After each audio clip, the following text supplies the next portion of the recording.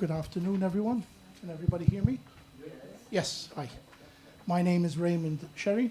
I am the president of Europeans throughout the world, newly elected just a week and a half ago. We have also the new Secretary General, previous Secretary General, and a number of members. Welcome to this international conference.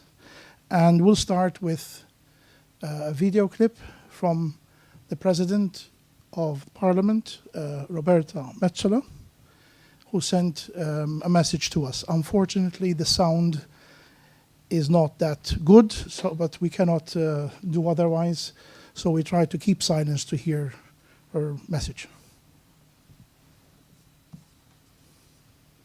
Dear Europeans throughout the world, thank you to your President Raymond Sherry for inviting me to celebrate your 40th anniversary of bringing Europeans together around the world. Congratulations on reaching this incredible milestone. There are over 60 million Europeans living abroad, both within and beyond the European Union. And wherever they go, Europeans make invaluable contributions, enriching local cultures, boosting economies, and strengthening ties with their home countries in the process. But while moving abroad can be exciting, it can also feel isolating at times. And that is where organizations like yours play a vital role, connecting European expatriates, fostering a sense of belonging, and advocating for our rights abroad. You ensure that, no matter where they are in the world, Europeans never feel alone, that they have a voice and a community.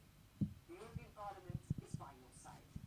Europe's motto, United in Diversity, is about celebrating our differences, our unique cultures and traditions, because we know that this is our strength. And that belief is also at the heart of your organization, celebrating our differences and bringing Europeans together. Thank you for your dedication. Congratulations on 40 years of success, and here's to many more. I really appreciate the time for her she found to do the message. Unfortunately, because of her very, very tight and busy schedule, she couldn't be with us. And it also applies to the key speaker, unfortunately, of the Vice President of the European Parliament, was not able to make it with us because of an urgent summit in the Ukraine. And obviously, there was no other possibility of coming for the conference or sending somebody in the late hour that she was informed with the meeting. So I'll go straight to doing the speech here to you about the policies and the works of ETTW.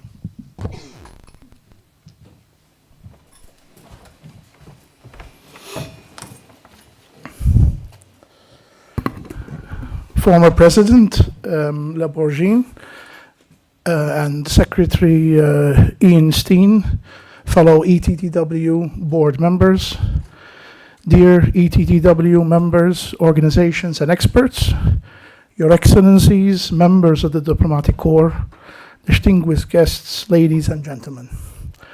A warm welcome to the Europeans Throughout the World conference, bringing an end to the celebrations and events marking the 40th anniversary since the establishment of ETTW. Europeans throughout the world, in Europe and beyond, have always been in the crossroads. But the rapidly changing world around us have given a very new meaning to the word crossroads. Since I last been ETTW president, between 2016 and 2018, an additional 10 million Europeans joined their respective diasporas, either in Europe or around the globe. European diasporas are continuously growing and now account for a fifth of the population of the European Union. This category of Europeans require urgent attention from at least the major European institutions. As newly elected president of ETTW, I will work with the board and the member organizations and the Diaspora experts to achieve the following goals. Number one, ETTW will continue to strive to pursue all European institutions to ensure that in the next European Commission in November 2029, there shall be a commissioner specifically representing the needs and interests of European diaspora worldwide, to deal with the ever-growing issues faced by mobile citizens, families, and communities. Dealing with such issues, complex issues, by 3 commissioners at the moment is not the way forward. The second point, Europeans deserve to be secure and deserve to have the best consular service possible in any embassy, high commission, permanent representation, or diplomatic post wherever they are around the world. At the moment, in certain countries, there is much to be desired with the service to European diasporas. Number 3, Europeans shall have the right to vote to elect their national, regional, local, and European representatives wherever they live in the world.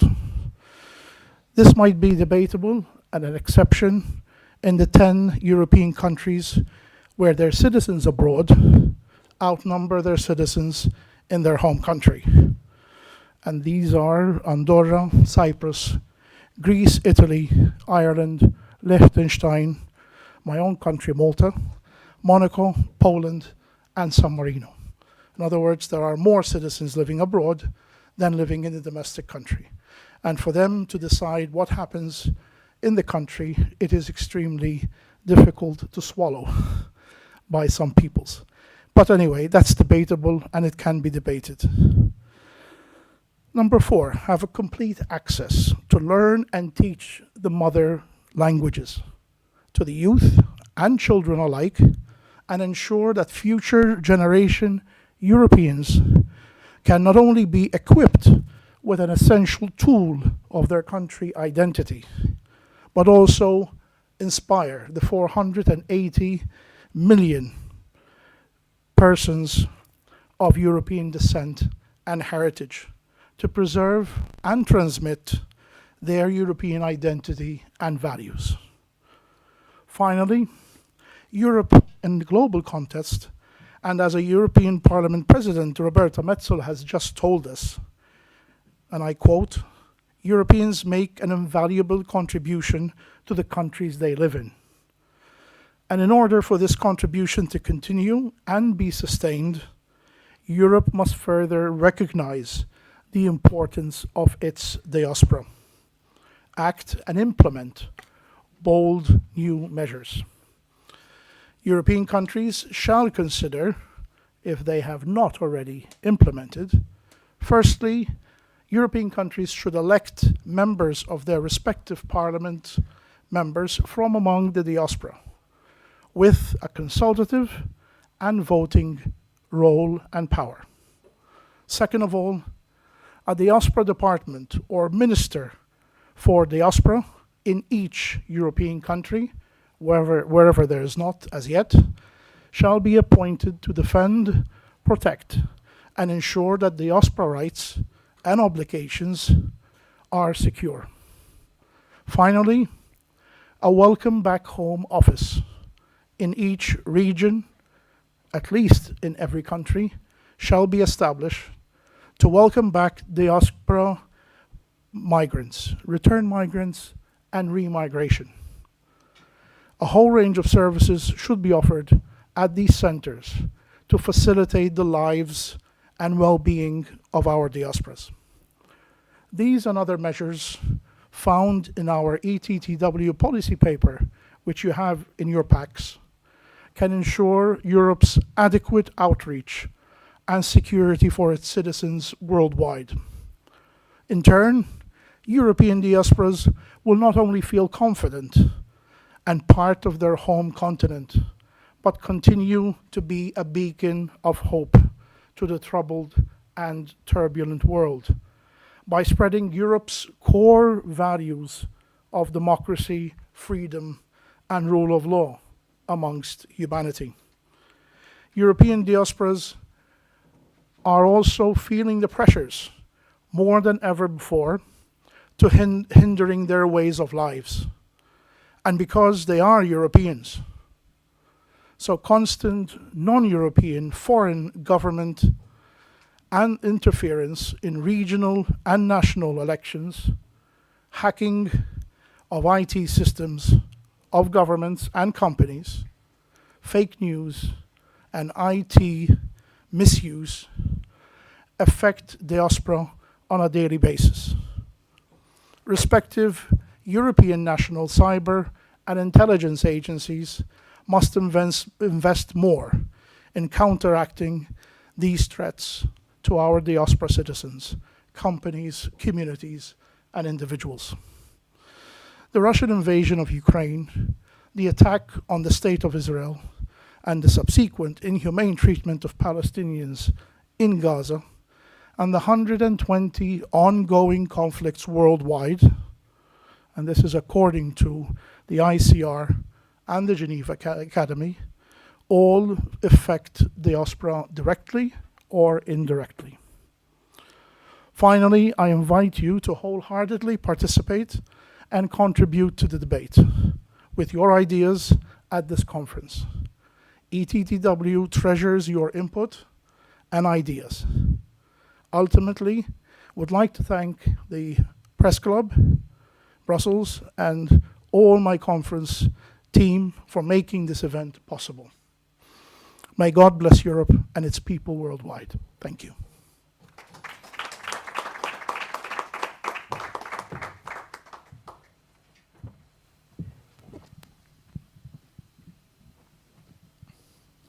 Okay, so now we will have questions and answers whenever there is an intervention. And obviously, if possible, we can reply. Yes, okay. Yes, I forgot our colleagues online, and we have plenty of them, receiving over 41 messages this morning alone, with a number of questions and issues that were brought up by a number of our diaspora people worldwide. I've also written to a number of leaders around the world with the role of ETTW and obviously my election as president to the organization. We received messages from the United States, from Australia, Canada, UK, Germany, Italy, Egypt, and a few other. There's a whole list of countries. Basically, in a nutshell, I've looked at most of them. I cannot see the ones that are coming in just now.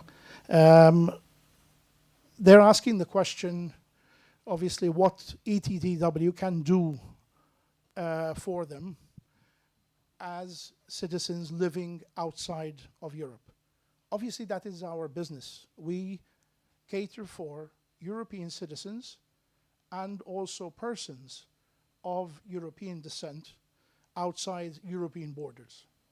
So we have an email which they could send to us with whatever issue they might have, whether it's consular, whether it's public safety issue, educational, moving back, problems in the countries they've moved to or they've relocated to, and our members are more than willing to assist them. The hottest issue, which I mentioned as well in my speech, is the interference by a number of countries in the domestic affairs of European countries and also European peoples outside of Europe.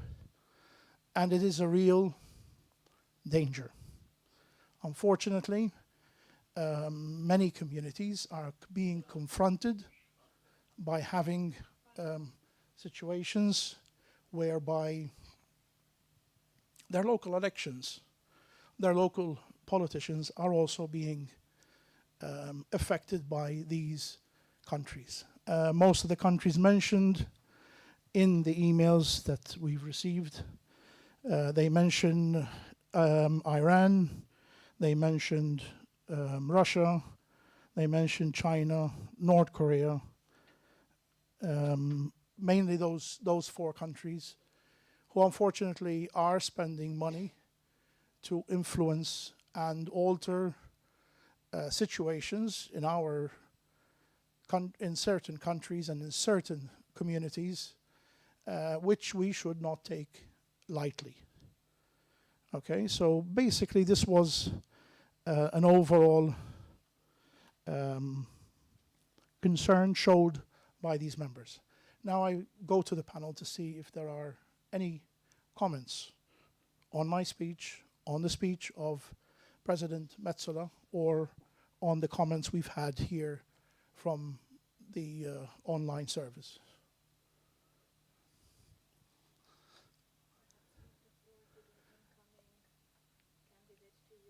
Yes, we can, sure. Yes, Your Excellency, Ambassador, is that correct? Yes, sure, please. Thank you.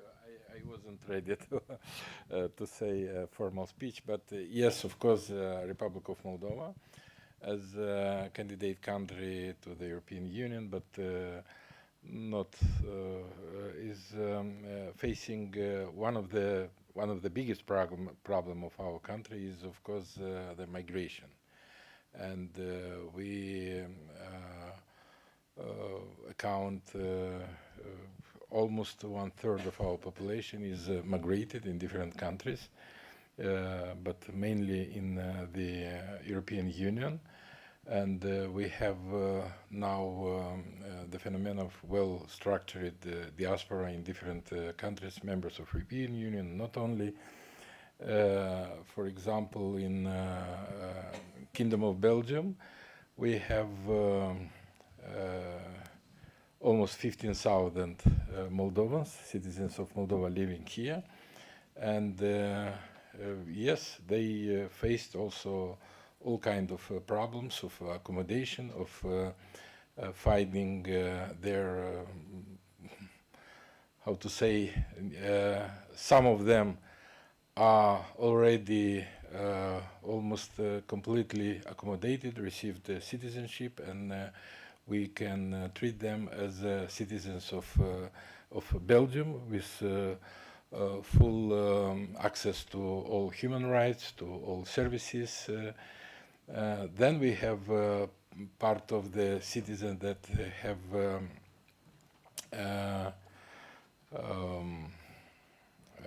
legal status, but no citizenship.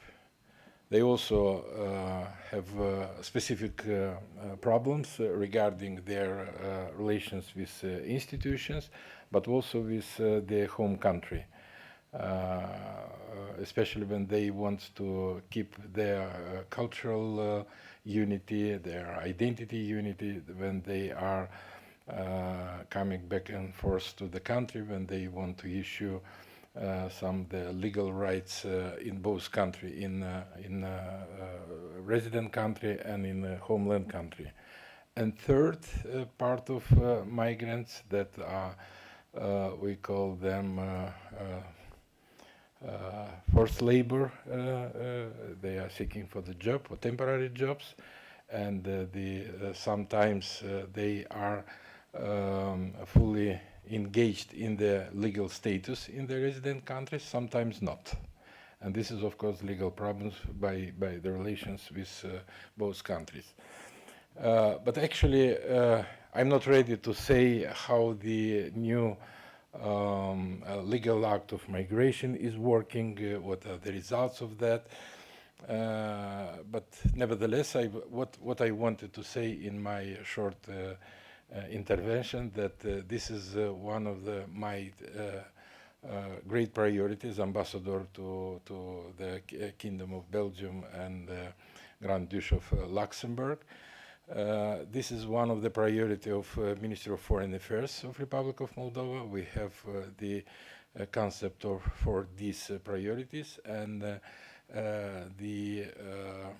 all the activities related to diaspora is one of these priority, as well as the current governance in Republic of Moldova. We also have new emerging issues related to Salim regime, especially here in Belgium. There are different debates about whom, how, and in what regards this Salim regimes should be applied. In case of Moldova, we have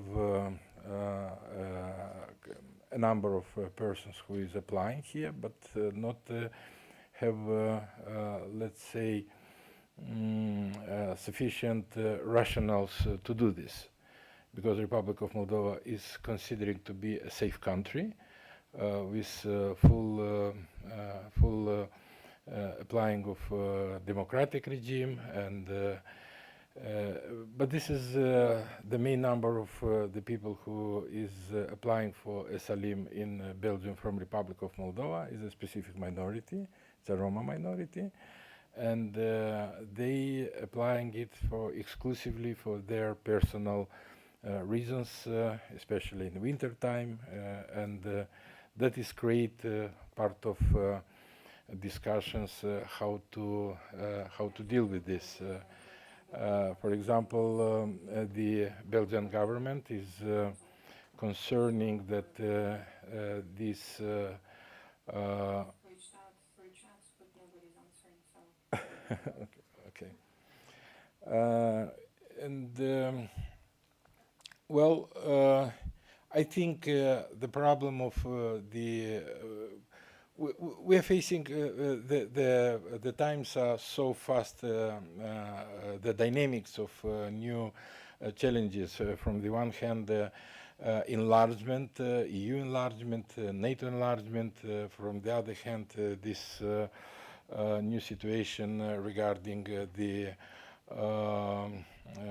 war in Ukraine, which is created a flood of refugees. And Republic of Moldova became the country with the most, the biggest number of Ukrainian refugees, which is transited in all these 3 years of war. Republic of Moldova, more than 1.5 million people. Some of Ukrainians stayed in Republic of Moldova. We are hosting now approximately 100,000 people. And just last, we actually sold it in 23, but now in 24th we have almost 100% of them disinstitutionalized. So they are living in their own homes, or they are living with their relatives, or they are living in other premises than official institutions. And that is, well, we are proud of that, that we've been able to solve this problem with refugees, and they have the same rights as in European social package. So it's the same that is applied for temporary social that is decided by European Union. And that is all also our contribution to solving these refugee problems related to this issue. Of course, speaking about diaspora problems, I think personally one of the extremely important is identity problem, cultural problem. The culture needs to preserve the values, national values, which is characterized a nation or others. And for example, I'm very proud to see here Her Excellency Ambassador Andrei Pasternak, Ambassador of Romania. And we are trying to do it together. because of our common history, same language, same nation, and we are organizing different cultural events in both communities, because actually our Romanian and Moldovan community are living together, they are working together, and we from both parts trying to maintain this necessity for keeping people's national identity, which we consider is very important, but at the same time helping them to integrate and to be good contributors as a citizens of a resident country.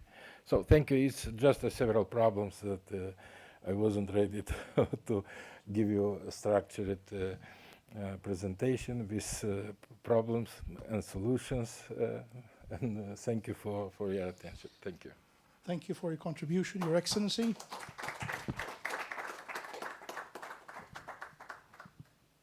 And we'd like to as well welcome the people that are online and see if there are any comments at present from the technical side, if there's any. No, not yet. Okay. Thank you. Let me see what this is. Just arrived.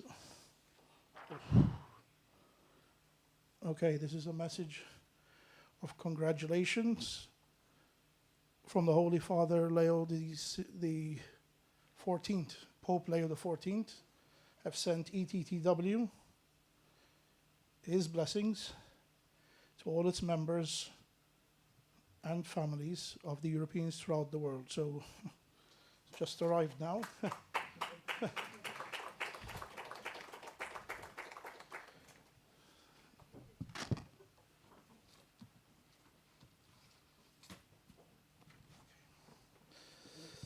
That was a pretty surprise.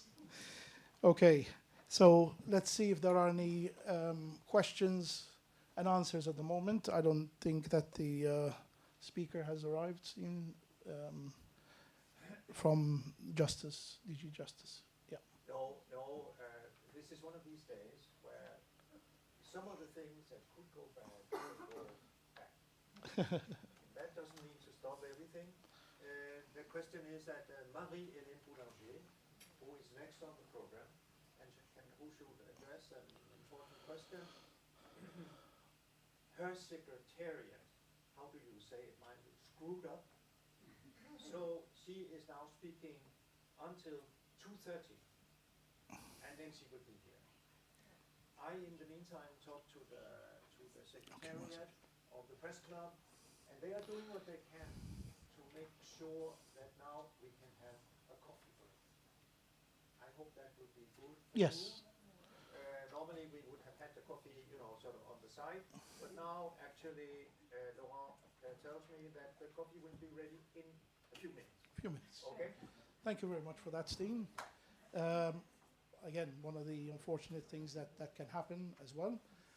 We have as well the Romanian ambassador. Please, Your Excellency, come to the stage here.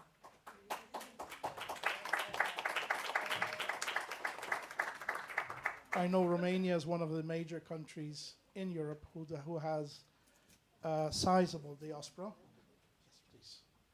And definitely she can share with us her experience. Please, Your Excellency. Thank you very much for inviting me.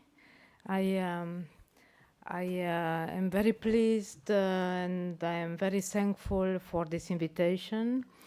I suppose that I could speak Romanian in this gathering. I saw a lot of association that we are working with them every day on the issue related to the free mobility within the European Union.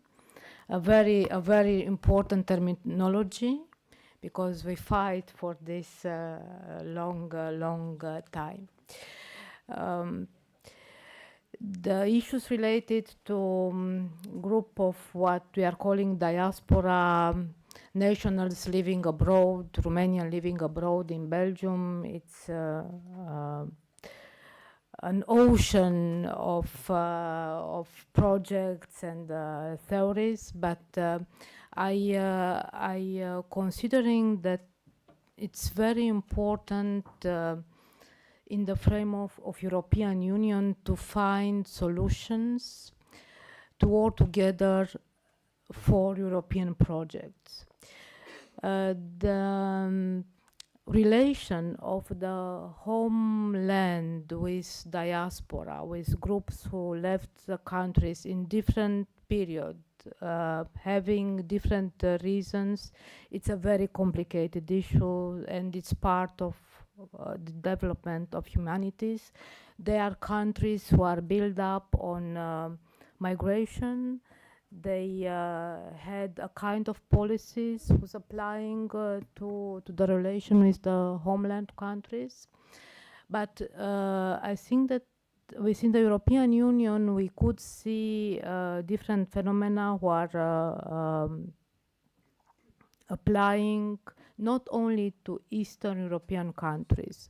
I just came from an event and we evocate the relation between Italy and Belgium, the agreement signed in the 50s and in the 60s to bring workers in the mining field here in the country. We saw descendants of those workers who are part of the society, but they are working together for the bilateral relations. I am sure that the Romanian community who is living today in Belgium, it will have a similar approach regarding the relation with the two countries. I will give you some figures about the Romanian community living in Belgium. I suppose that it will be very interesting. We don't have very real statistics, so we are founding our estimation on the Statistic Office of Belgium, which is a very, very reliable institution. The Romanian community, it's about 150 Romanians registered in Belgium, being resident or having double citizenship. The major concentration is the area of Brussels capital. According to different studies by the Free University of Brussels, we are the second or the third foreign community in Belgium capital. There are different communes who are our main partners in project in northern part of Brussels, where the Romanian community is very present. The second concentration is in the two regions, Limburg and Antwerp, on the border with Netherlands, where the Romanian community is considered to be the second community after the Dutch community as foreigners. A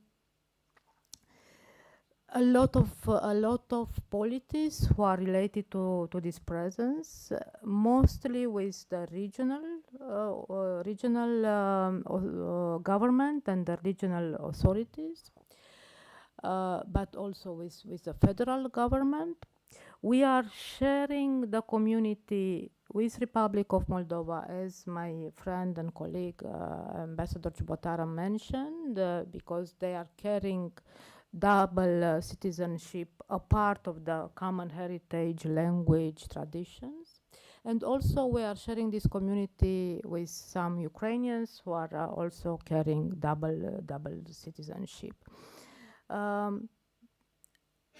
For us, the most important thing, and I am very thankful for your initiative, is to have European debates on the role of the community, Romanian community in my case. There are few associations here who organize till the pandemic crisis yearly a big debate in the European Parliament. I hope that this debate it will be relaunched. So that it's of tremendous importance to understand that they are not a migratory group, they are a European group. they are part of all policies, but in the same time they need special attention, and we should find a way how to create the cooperation with the local authorities. The cooperation within Belgium, it's an excellent one. We should mention this with all the big communities where there are Romanians living. The first is Flanders. It's the majority of our Romanian community. It's living in Flanders. We have an important dialogue on terms of labor and social insurance. I consider that we should do more. Still, we have a lot of cases of first of all, I think that people are not understanding very well the legislation of two countries. They are not understanding very well the labor framework, where they are coming from. Sometimes they are working for a third party who is misusing the understanding issues.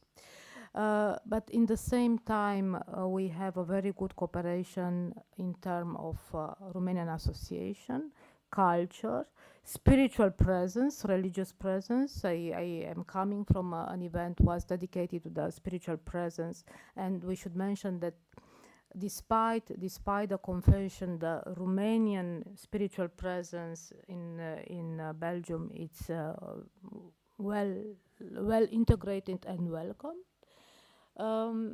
We have very good cooperation with French-speaking community.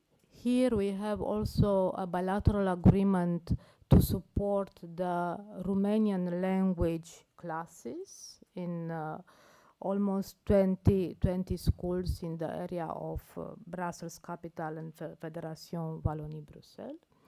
We launched also cooperation with a German-speaking community. We have even in Eupen and in the area, we have a Romanian community. I am speaking also with my colleagues that we are sharing communities, my colleague, the Italian ambassadors, and we are describing our work in a Belgium term like a continuous embroidery activities or a continuing sketching activities, because with diaspora, you should build as state small projects. If you are not building small project, the people-to-people concept, it's without any kind of ground. And we should understand that a project, despite his dimension or his weight, it's here in this country, he has the capacity to reach a very important weight. We are encouraging we are encouraging them to be very connected to the local authorities, but, and this is your role, and thank you very much again, to be related to other groups who are living in Belgium, to understand how they are applying for the local funds, how they are applying for the Romanian government or their homeland funds to support their activities. And I hope that they will apply more and more also to the European funds to work together. And I'm sure that listening the other, trying to find project who could be at the beginning even to copy paste them. I think that even this activity, it's a very important one, and I am very proud that everywhere we are going, the Romanian community, it's well integrated. We are receiving, they are hardworking people, and Romanian language, it's more and more an important language in important cities in Brussels. Thank you very much. Thank you very much. Thank you very much, Your Excellency, for that very, very interesting insight into the Romanian diaspora here, especially here in Belgium. And now we have the honor and the pleasure to welcome Marie-Hélène. Once again, nice to meet you after a number of years. And obviously we look forward to your presentation, please.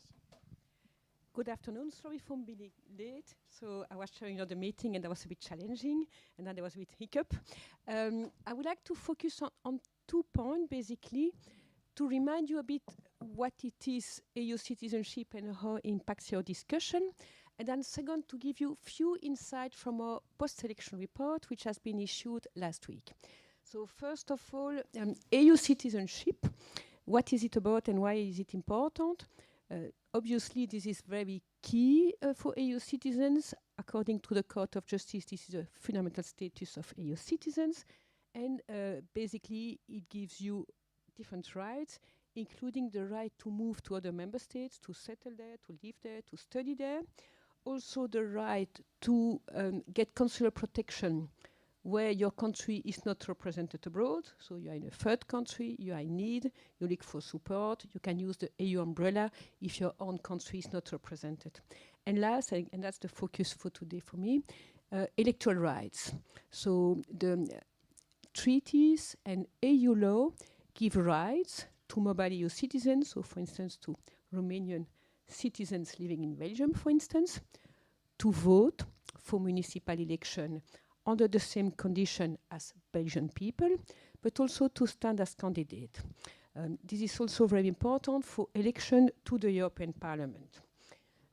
Before going a bit to some figures, I would like to mention that there is a whole ecosystem, a lot of rights around that.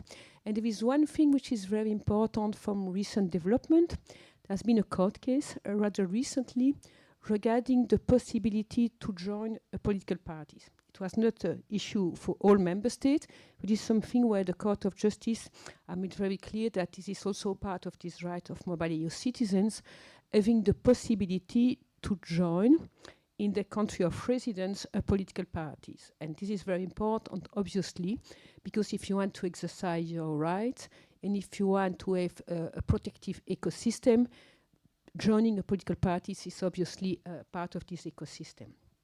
Now, regarding the electoral situation after the election, obviously on our side from the Commission, there was a lot of preparatory measures. I don't know if you have seen some of them, but we have included, organized some campaign, organized some awareness-raising activities, worked with member states authorities to make sure that they would provide information in a very broad way.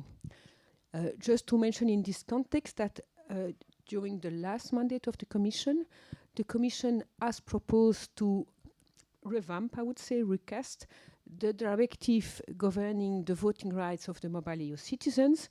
These texts have very well progressed, but are not yet formally adopted, but we are very confident that they will be adopted and they will basically reinforce the right and different measures to help mobile EU citizens to exercise their right. Those are directives, so it will take a bit of time. We will obviously support member states in the implementation efforts. We also worked a lot regarding the prevention of double voting, because what I just mentioned regarding the rights goes also with some duties, and in a democracy you don't vote twice. And it's not because you move from one country to the other that you can vote in your country of origin and your country of destination. So we have different work strands to help member states and to make sure that they can exchange data to prevent such double voting for mobile EU citizens.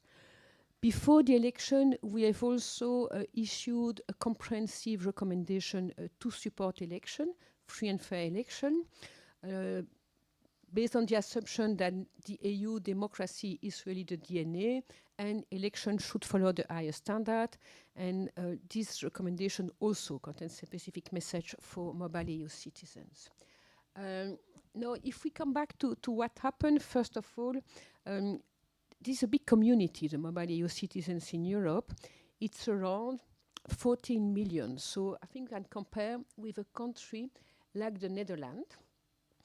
So just to say, if these people are left behind, the impact on the democracy and inclusive democracy is extremely important. Now, as I mentioned, we took different measures, but also the European Parliament. We worked with them also to make sure the information would be accurate, because to exercise your right, you need first to know how to register, when you can vote, how you can vote, what's the age. These information are not self-evident for many people. And providing the support is important. And we also looked at how to streamline to make sure that you don't have different portals with different conflicting information. And we work with election authorities in this perspective. Also, what we have seen for member states is part of the best practice.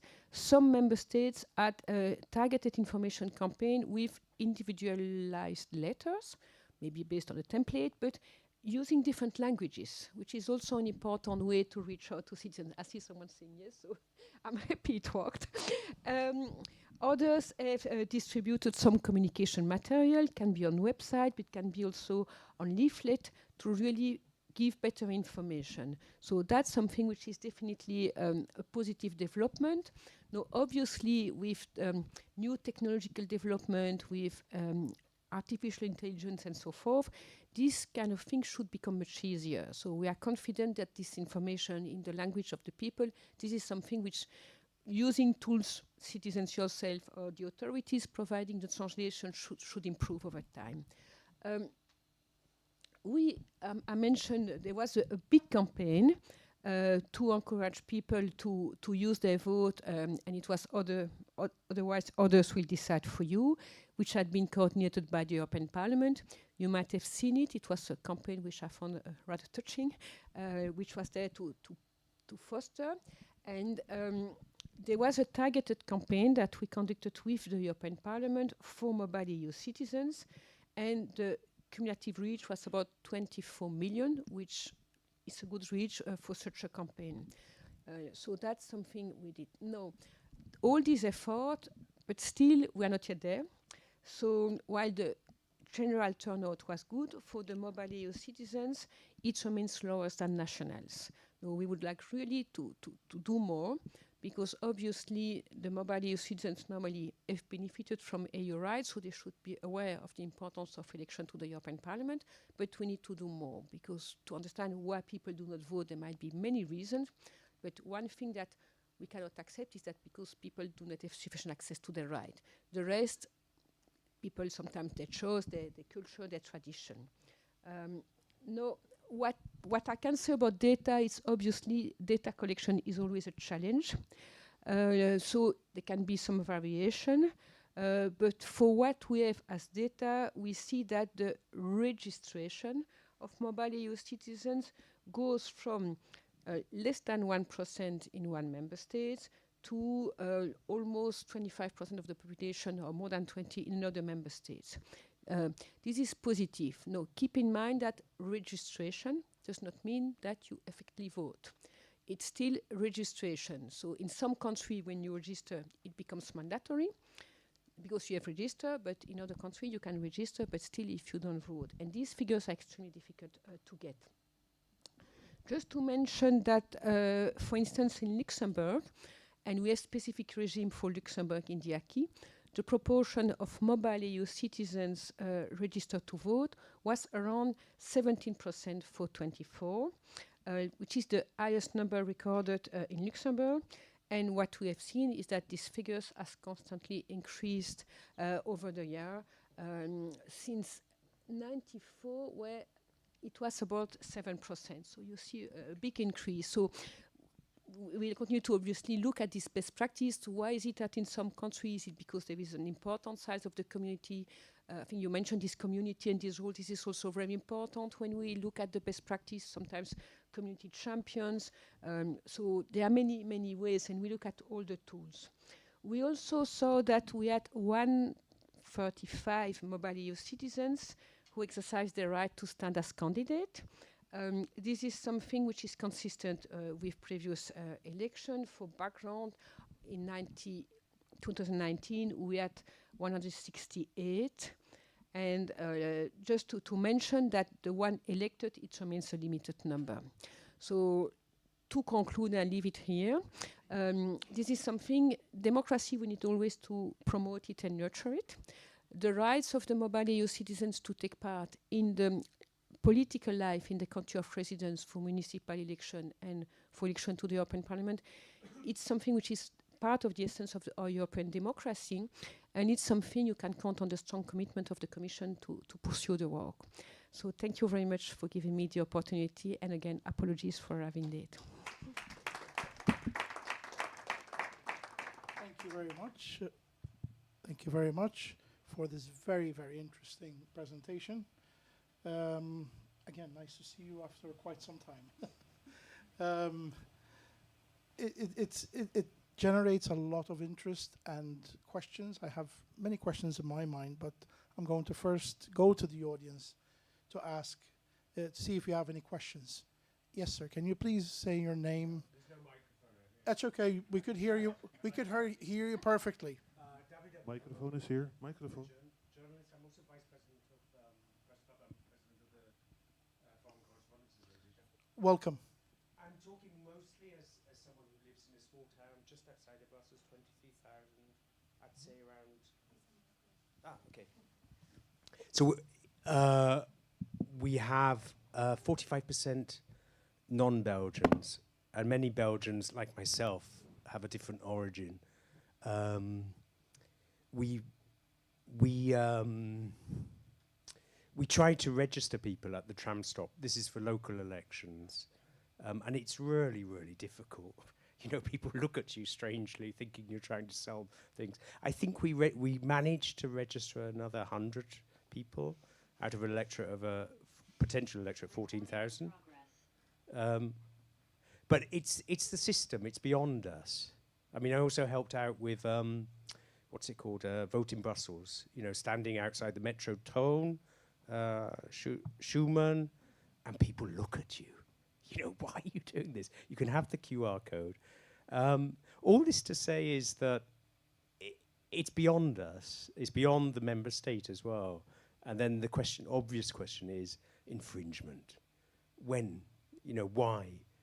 The figures are so absolutely low. It's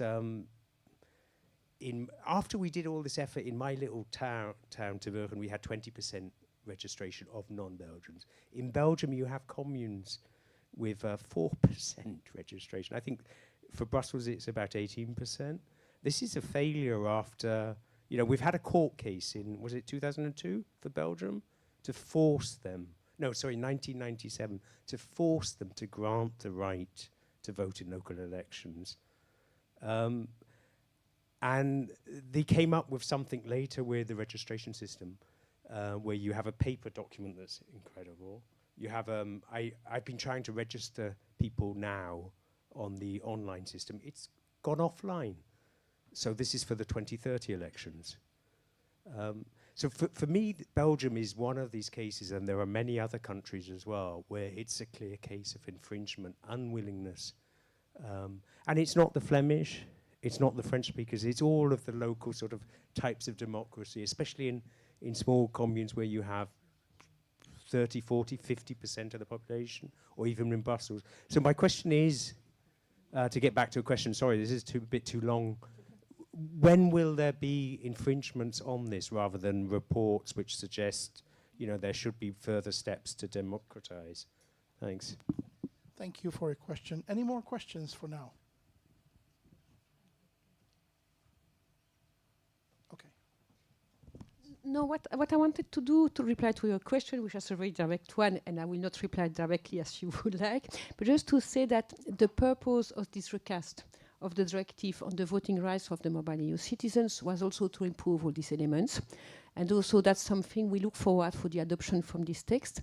And then for the rest, I would be interested to know bilaterally, I would say, what are the specific concerns you have identified regarding practicals, because we are funding different projects to help people. So if I have this, I would say, direct feedback, what's the issue at stake, I can also discuss with my colleagues how we can best follow up, because we fund different projects, you mentioned some projects, to really help and to see how to help people in their formalities. And that's something which is very practical, something on what we can continue to work. Just as a side comment from my part, I come from a very tiny village in the island of Gozo, in the smallest state of the EU, which is Malta. We apparently have one of the highest voting rates throughout Europe. we have a very good tradition of participation in government at all levels, local all the way up to European. Our way of dealing with the situation, my village has more than half its people from abroad, which is a very recent phenomenon for us. Up to 10 years ago, we were the absolute majority. Today, we're the absolute minority. But the integration of these foreign people in our day-to-day events and organizations throughout, and a village that tiny, 3,000 so plus, we have 40 NGOs. And we have massive participation by foreigners in these NGOs and in the basic institutions, which are the local council, the Catholic Church, and a few other important pillars. They all integrate them into the system. My village had 92% voting turnout at the last local election and European election. My idea is, and I think the key issue is, integration, inclusion. Not, oh, they're not Belgian, or they're not Maltese, or they're not Greek, or they're not whatever. They are living with you now, in your village, in your city, in your town. They should be part of your day-to-day life. That's how I see it, and I see it as a success story in Malta as a country. There are many situations throughout Europe. As I said, we're the tiniest country, so it's easy for me to say that. But it's something I can be proud of and boast about. Okay? Any further questions? Yes, please. Can you identify yourself, please? Do I need microphone? Yeah, we'll see if we can get you a microphone. In the back, please. Thank you.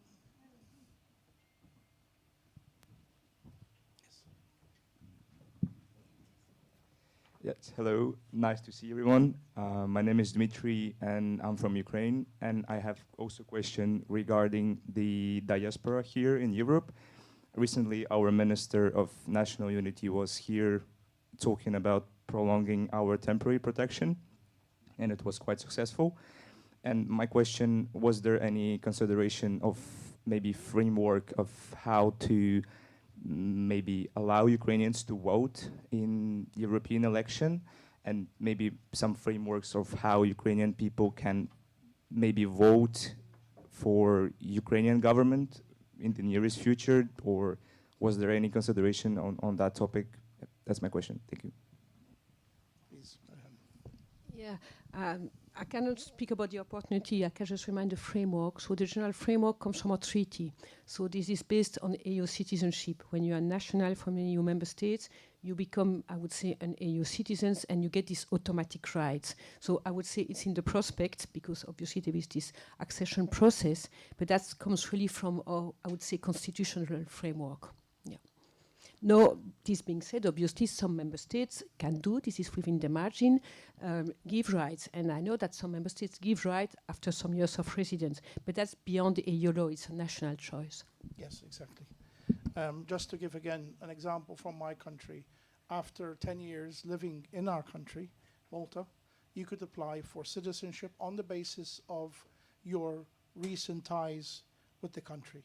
Living there for a long time, your children going to school or working there, living, participating in society, will not give you an automatic right, but will give you a chance to apply for citizenship. And that means citizenship means full rights afterwards. Any other questions? Yes, sir. Microphone, please. Yep, thank you. Dennis J. Buckley, Irish and Europe Association here in Brussels. Excuse me. I'd like to commend the ambassador from Moldova and Romania as ambassadors, because we don't hear often ambassadors from EU member states in Brussels speaking about the bread and butter issues affecting migrants in Belgium. We have, in the other member states, we have the same issues, but they're a small minority, and there isn't critical mass that forces attention from the ambassadors to respond. But Moldova and Romania, it's a different situation. You have the critical mass. a bit like our country, the Republic of Ireland and Northern Ireland.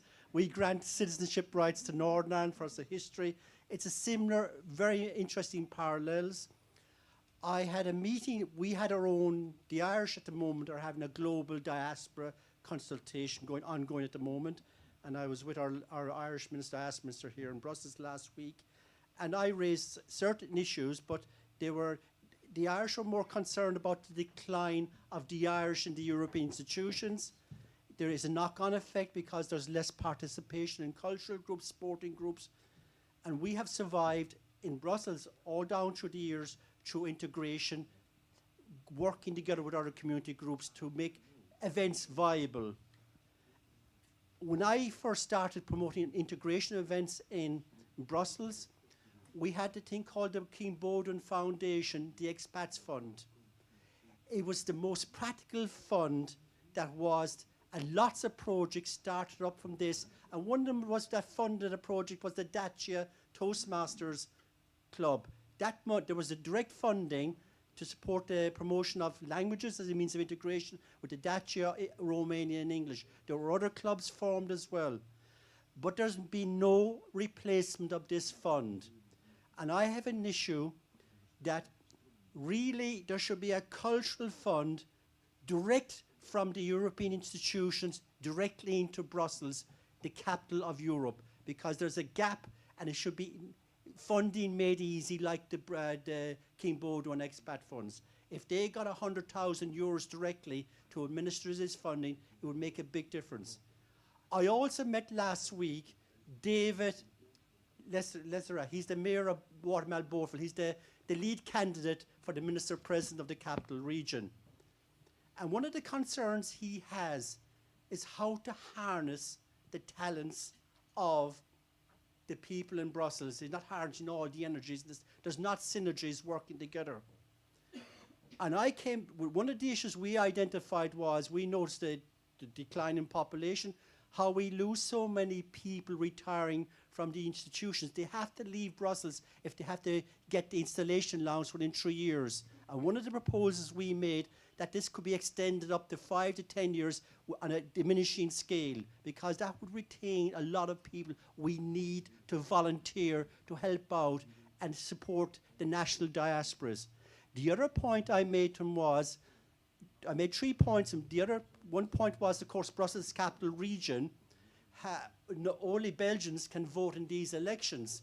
And I said there's nowhere in agreement for more powers to go from the communes, which we have a vote, to a capital region. And I said this is not on. And I had another issue as well, that the Brussels Capital Region can be represented in the Committee of the Regions in the European Committee of the Regions, and a region represented where the vast majority of its citizens cannot have a vote to elect their representatives. The third point, and the most recent issue is the new federal government in Belgium are increasing the application to become a citizen from 150 euros to 1,000 euros. Now, I think this is going to be a barrier. The only reason I would want to become a citizen is to exercise my right to vote in the regional elections and the national elections. And I said to myself, why should I pay 1,000 euros now to exercise this vote? 150 euros was okay, I'd have the languages, etc. These are barriers to integration, and it's going to be a long-term detriment to the integration. For DG Just, I have another idea. Which commissioner do you have? Who's your commissioner? Is it Michael McGrath? I'll try to pronounce him McGrath. Michael McGrath, okay. I'll be writing to Michael McGrath. I have another issue that's going to need to promote integration. And I think there is a very practical thing is that in every primary school, in the fifth or higher classes in primary school, that they all learn how to read and write the alphabet of all the European countries. The Greek alphabet, the Syriac alphabet, because that would help integration. When we go on holidays to these countries, we can read the alphabet and know how to. It's a practical issue. And one more point is I find that we have serious issues since post-COVID in people getting involved face-to-face activities. New habits emerge. Artificial intelligence could be to our advantage. but we are in a crisis situation here, in my opinion, in the Brussels capital region, that some communes are making a great effort, but there's fragmentation. And I do know, I'll just finish one point, how your rights at federal level are given to you is very much dependent still on the interpretation of the law at different communes throughout Belgium. So we're all in this boat together to solve these issues. Thank you very much. We have online Pierre Rivion, our previous president of ETTW. Do you hear us, Pierre? There's no sound. Just the technical officer, please. No, okay. Yeah, unfortunately, we do not have any sound. There's a problem with the sound. It's okay, we will continue. Mary Helen, would you have No, I was listening. I think there is so many rich ideas. So I would encourage you to share them with us. So I listen to you. So some obviously are without beyond our competence. Let's put it like that. There are things which we are attributed competence, but it's always extremely helpful for us to get this feedback, because to understand where are the issues, so we can look with the tools within our competence what can be done, and we can see how to put that in our, sometimes in our funding program, etc. So there are different options there. So I think this was extremely helpful, and I take note about this inclusion, I would say, elements which foster this democratic participation. What you said, what has been said also, and looking also at these practical hurdles. So that's something where sometimes best practice can help. You don't need always a legal competence to intervene there, but you can support exchange of information, best practice, as you do today. Thank you. We'll just go back to see if Pierre is online. We're hearing you, Pierre. Can you speak? Pierre, can you speak, or you're not hearing us? Okay, apparently it's not working. Yes, in the meantime, it is important that you also know that ETTW is made up of member organizations from different countries of Europe, not just the EU, but even AFTA countries and EEA countries. So anybody or any organization that would like to present their membership request to ETTW, here's the place to make it. And also after the conference, we're also willing to speak to you and tell you about ETTW, its work, and how much it's important to have your valuable contribution as part of ETTW. What I was going to speak to you about quickly before we start, because one of our members are still preparing to come on the panel, is a brief information about the diaspora in my country, which is Malta, tiniest country in the EU, but it has one of the largest, proportionally speaking, diaspora in Europe. Actually, we have a population of about now 600,000 people, and our population increased 80,000 people in just 4 or 5 years, not domestically, but mainly importation of workers to do the jobs many Maltese do not want to do today. Our diaspora is about 800,000 around the world. So it is a growing diaspora, and you might say, why? It's not only population, but also the right to Maltese citizenship is given from generation to another, and it is endless. So if you come originally from a Maltese family, you are entitled for Maltese citizenship wherever you live in the world for eternum. In other words, for generations to come. It is a policy introduced in the beginning of the millennia in 2000, and it was very much welcomed, and also a spearheading and very futuristic looking legislation in the European context. Very few countries in the world have such a futuristic look at citizenship of its own people. I'm not talking of selling citizenship or buying citizenship. We're saying of Maltese origin.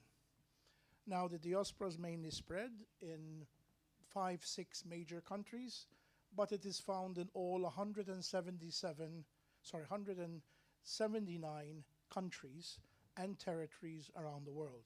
So even though it's a tiny country, in the country of Nauru, which is the smallest country in the world with 8,000 people, you find one Maltese as well. So basically, you find us everywhere. Imagine other countries. So other countries will be probably found in all countries as well. We are closely knit as a diaspora. We organize conventions once in a while, similar to what the Irish do, to what the Greeks do, to other nationalities. They all meet periodically in their home country or in separate communities around the world. And the majority of our diaspora are found in Australia, Canada, the United States, France, the UK, Greece, and then the rest of the world. Basically, the diaspora is very well spread, very well respected, very hardworking people, and they also contribute back to the national economy, to the national social, religious, political life. And basically, we have what's called the Council of the Maltese Living Abroad, established by legislation. They meet every year on a regular basis by law, and they discuss issues encountered by Maltese around the world. They have many, many initiatives. I have a question. Yes, sure. Where are they, The council basically meets every 5 years in Malta, but all the other 4 years online together. So there is a room where the foreign minister, who is the minister responsible for diaspora communities around the world, speaks to their representatives and registers all their issues, their recommendations, their complaints, and obviously takes note to take action upon them. I think I should stop here. Or is everybody... Maybe there's yes. words more to say by Malta? Yes, maybe some comments or questions from the audience. Okay. I'll leave it to you, Steen. Hello. Thank you very much. My name is Steen Ilebo, as it says.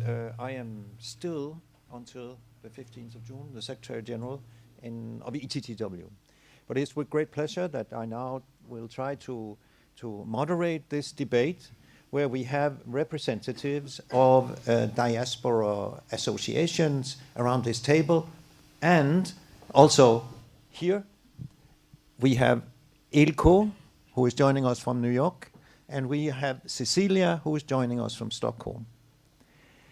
So, ladies first. And I would like to introduce, with a few words, Daria Pirvu.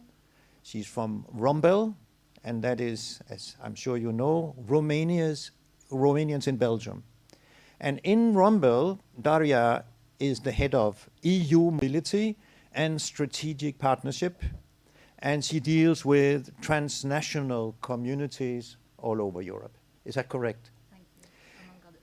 Now, after we've heard President Raymond talk about all the expatriates from Malta, how many Romanian expats are there in Romania, Daria? In Belgium, sorry. Romanians in Belgium.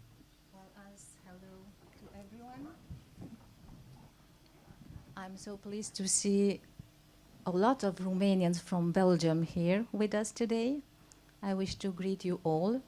As our ambassador said earlier, we have nearly 150,000 registered. Okay. But not to mention that in Belgium, when you have double citizenship, you're not longer registered as a foreigner, and we are almost reaching the third generation. Okay, thank you. For this, we will go on to introduce Cecilia. Hello, Cecilia, with us from Stockholm. Cecilia is the Secretary General of Swedes Worldwide. That is the voice, you have told me, Cecilia, of approximately 700,000 Swedes living abroad. And their goals are clear and simple.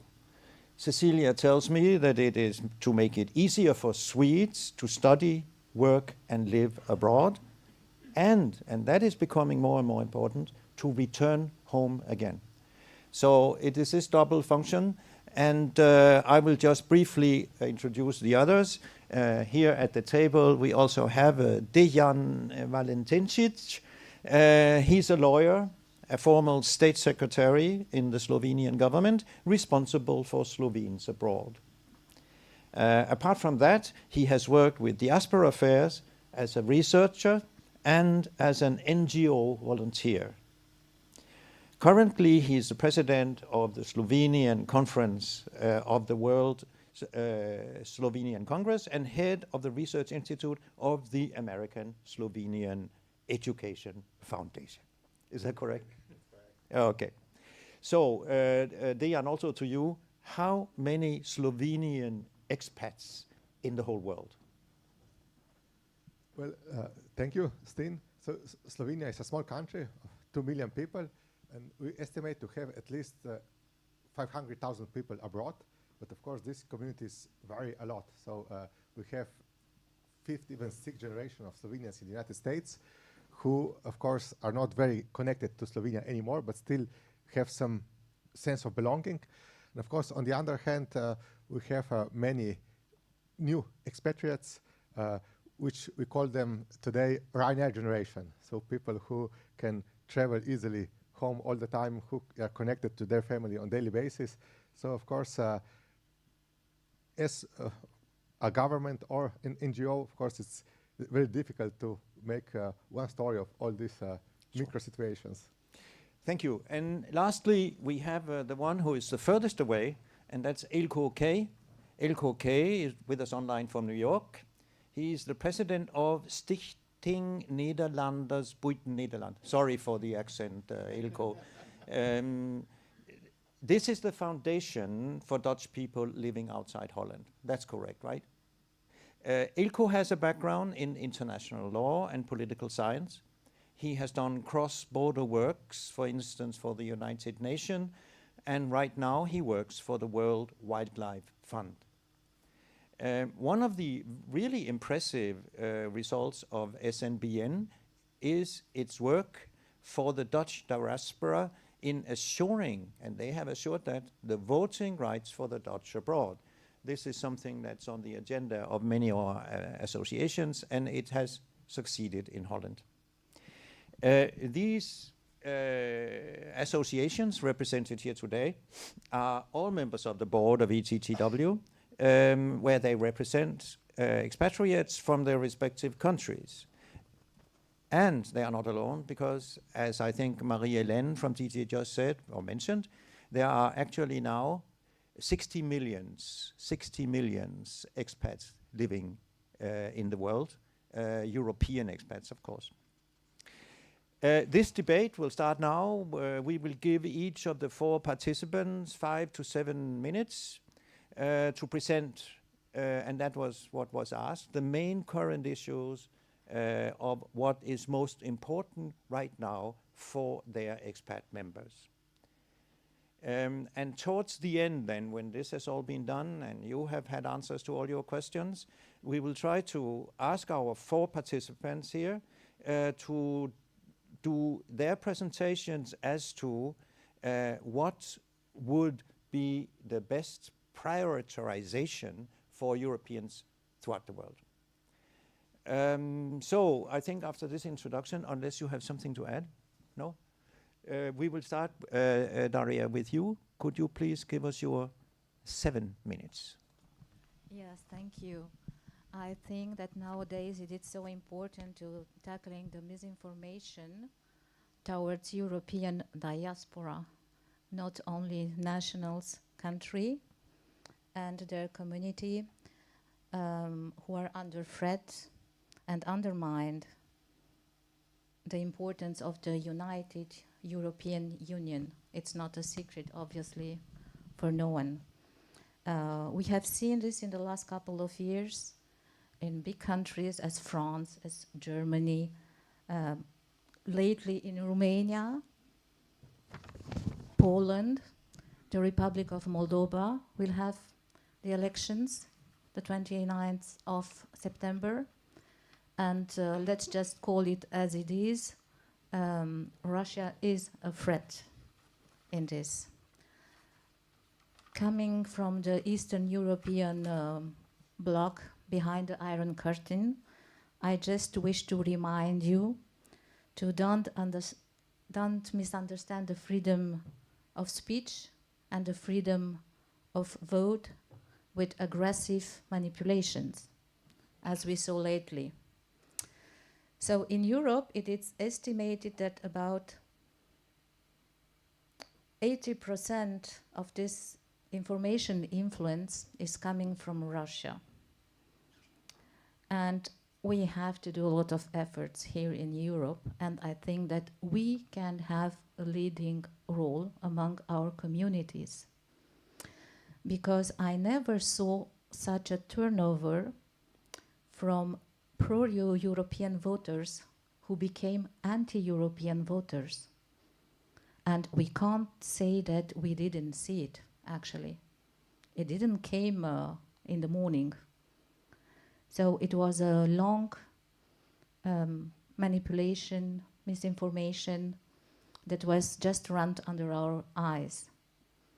Of course, the media reported, but like as any other war, if it's not happening under our nose and feet, it's very far.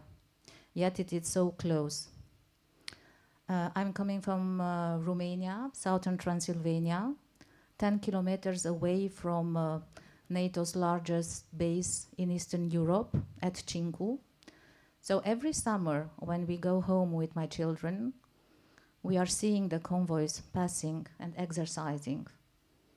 And we are just thrilled between two feelings, threat and hope.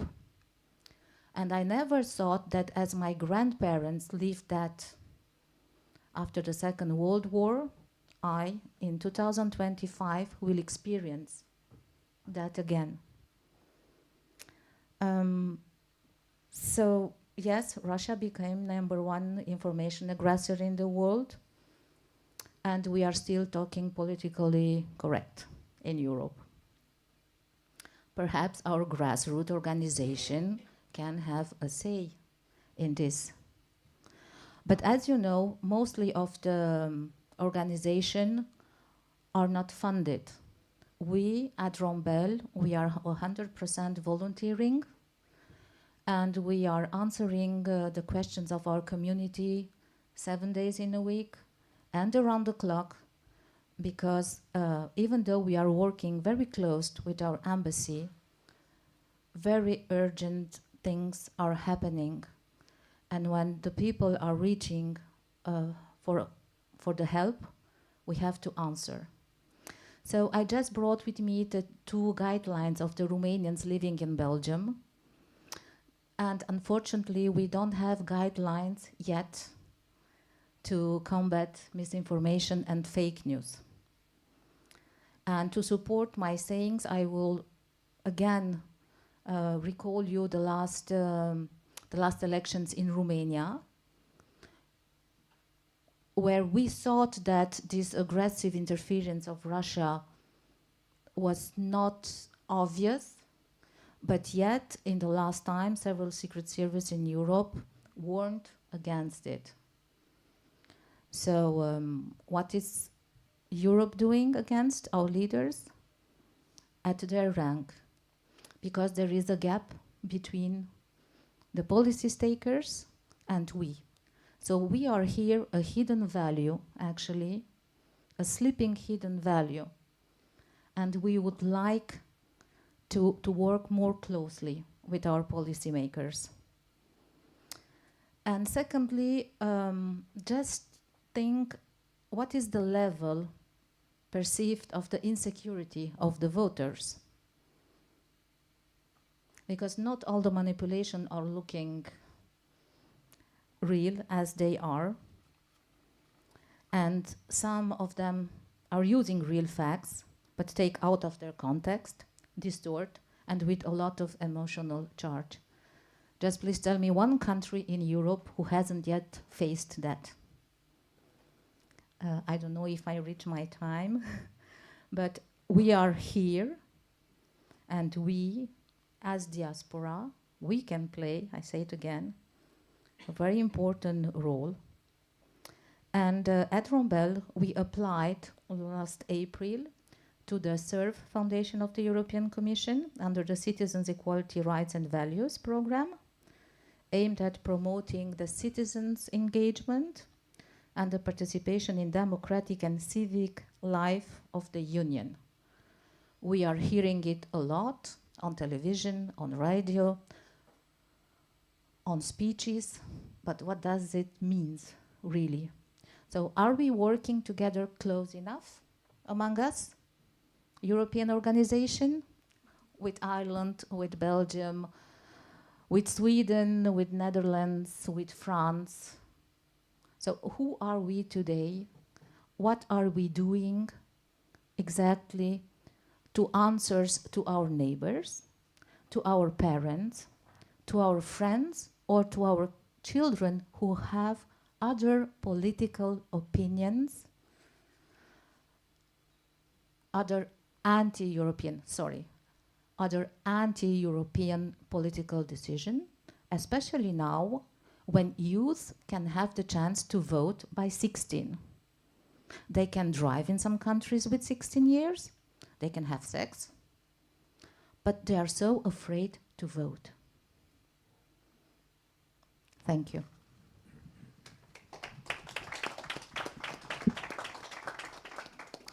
Thank you very much, Daria, for this very important message. Any questions directly linked to this, what Daria just said? Of course, there will be a general debate afterwards, but if not, yes, please. I'd just like to say that in my consultation with the Irish Minister of Diaspora, I went on about warning them to take action on the misinformation. I've already seen the negative effects, and I'm just giving them advance word. They don't realize what's happening before their eyes. And the misinformation is pretty bad. It's frightening, what I'm seeing, where facts are totally distorted. Maybe 10% of something is true and everyone agrees with it. This is how they work. Because one part of the statement is true, the rest is untrue. And it's misleading people. And young people are conditioned. In some respects, maybe it's a good thing that 16-year-olds are not voting if they're already the social engineering that's taking place and the conditioning of their minds. We have an issue to deal with this, with voting responsibility. Thank you. I think from Romania we will go on to Stockholm. Cecilia, please give us your presentation. Yes. This is kind of just adding to what I just said. Sweden has not been in war for over 200 years. And as a result of that, we lack the lived experience and practical knowledge that other countries, unfortunately, have gained through conflicts.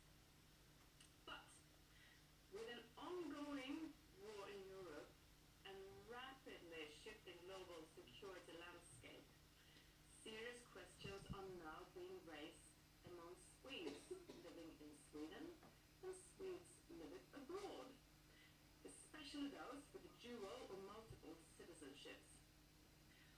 What happens if both countries a person holds citizenship in are drawn into conflict? Which country's laws take precedence for someone who holds two citizenships but resides in a third country that requires all residents to contribute to national defense, as in Sweden? And what steps should Swedish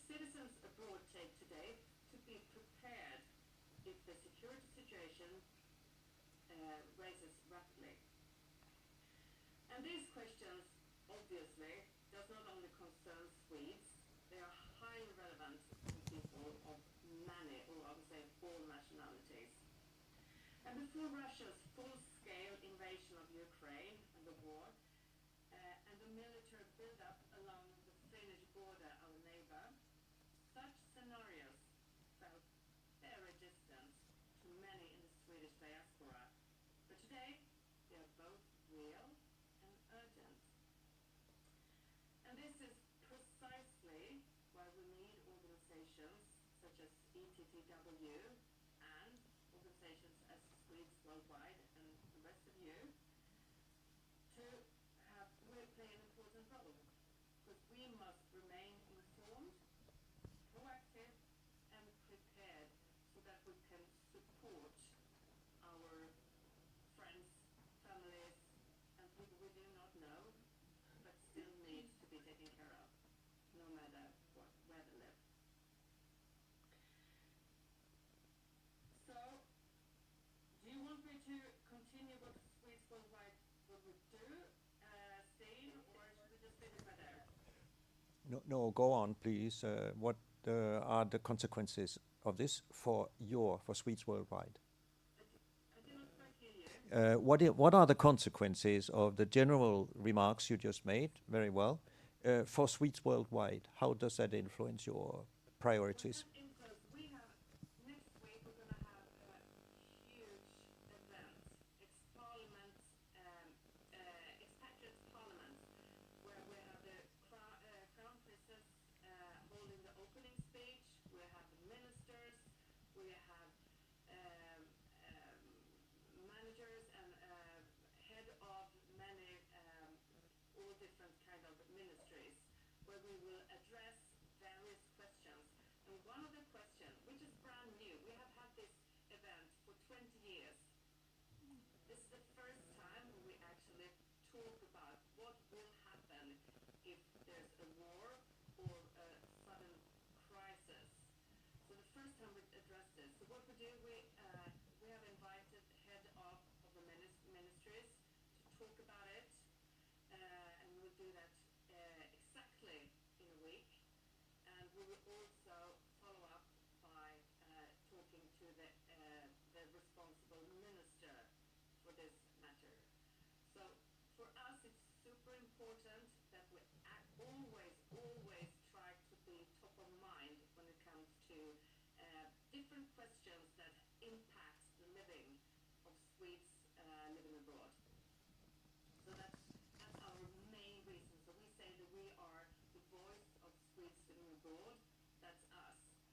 And it's so important that we are that voice. We've been that for over 85 years. So we actually started just back in 1938, when the Second World War was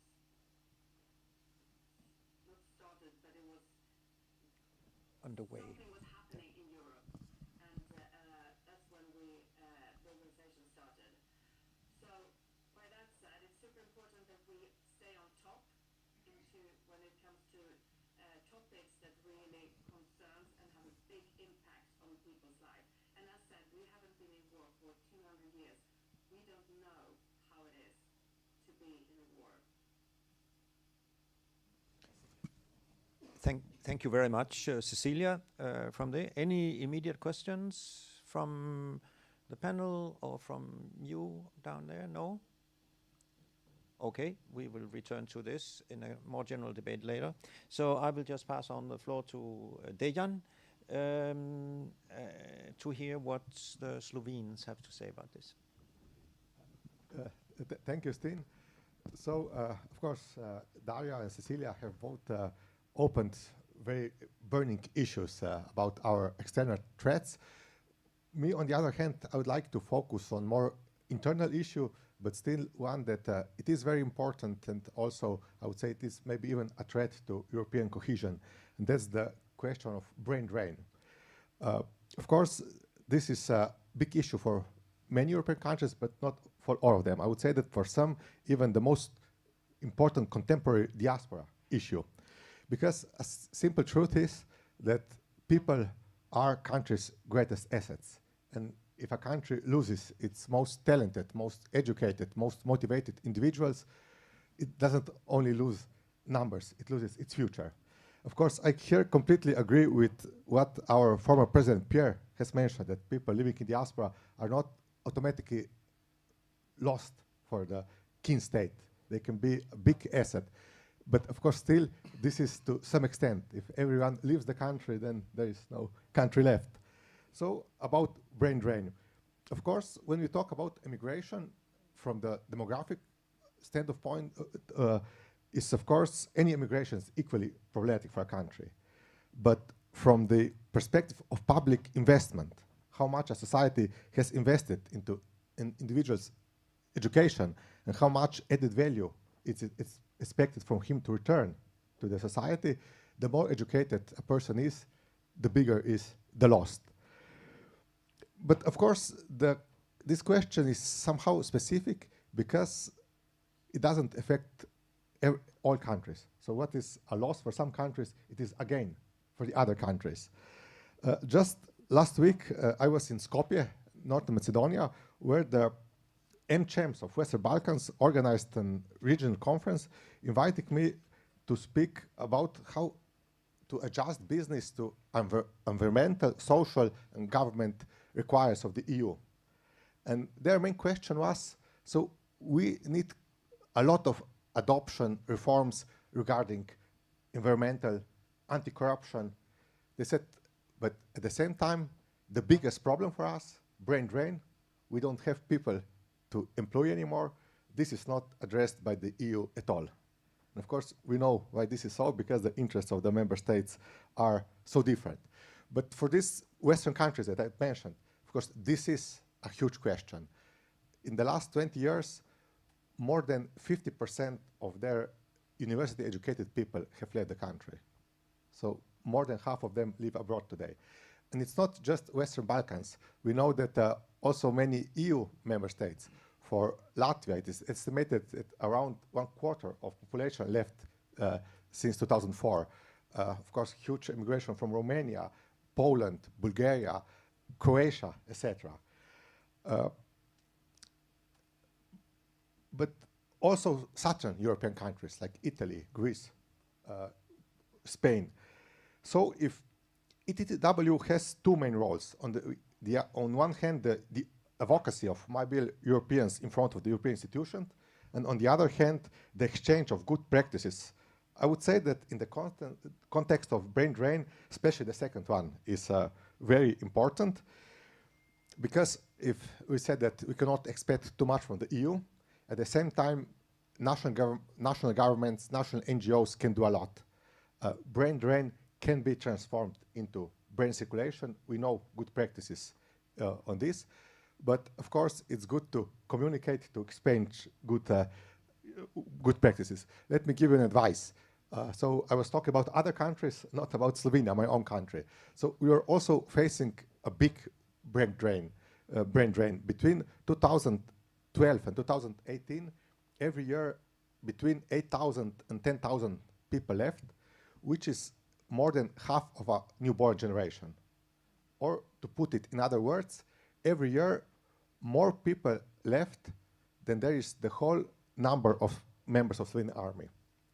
But then after 2018, we started to introduce new policies, new measures, and this has changed. In the last couple of years, not only that more people return or immigrate to Slovenia than they leave, in the last couple of years, every year, more PhD educated people come back or immigrate than they leave the country. And of course, Slovenia, it's not the only example here. We know Rebrain Greece program and other programs. So after 20 years, it was for the first time that more people came back to Greece than they left.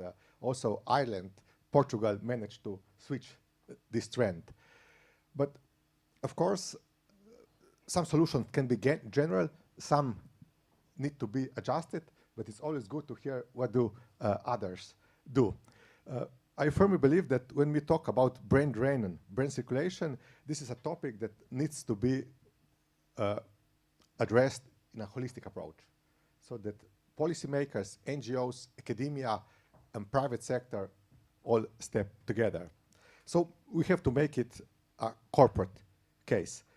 And I noticed, of course, I have maybe this advantage to say so that I served in the government, but also before that I worked as a researcher on the same topic. So after my governmental position, I was various times invited as an advisor to work for different organizations, how to address this country, and this issue. And I noticed that in the countries where they are passive, the government is passive, the private sector itself started to organize. You know, Raymond mentioned welcome offices in his speech. Many countries have it. In countries that they didn't develop this, private companies started to do their own offices to give people the information. On the other hand, let me also give an example of NGOs. In Slovenia, we have one association called UTIS, which brings together Slovenians that studied abroad. And our companies, especially high-tech companies, they found out that the easiest way to find qualified working force is to contact UTIS, and they were sending through their Slack group information about open vacancies. And UTIS has 3,000 members, 1/3 of them has returned back home in the last years. But this population, it was completely impossible to reach by the government, by the public agency for employment, but then of course something that came from below, from themselves, it had completely different aspect. So of course when we talk about changing the experience, and I see ETTW here as the main factor, bringing associations from all Europe together, I guess that not everything will work. But at the same time, you know, I would say that people that are most feel sorry for in this world are pessimists. If things turn out as they said, they're not happy. If they turned out differently, they're not happy either because their predictions were not correct. So to sum it up, of course, brain drain is real. It is a problem, but brain circulation is possible. So we can transform the trend, and organizations like ETTW should be there to exchange the information, on one hand for public sector to maybe start something on his own, but at the same time also for national organizations to pressure the governments, to lobby the governments to make the necessary changes. Thank you very much.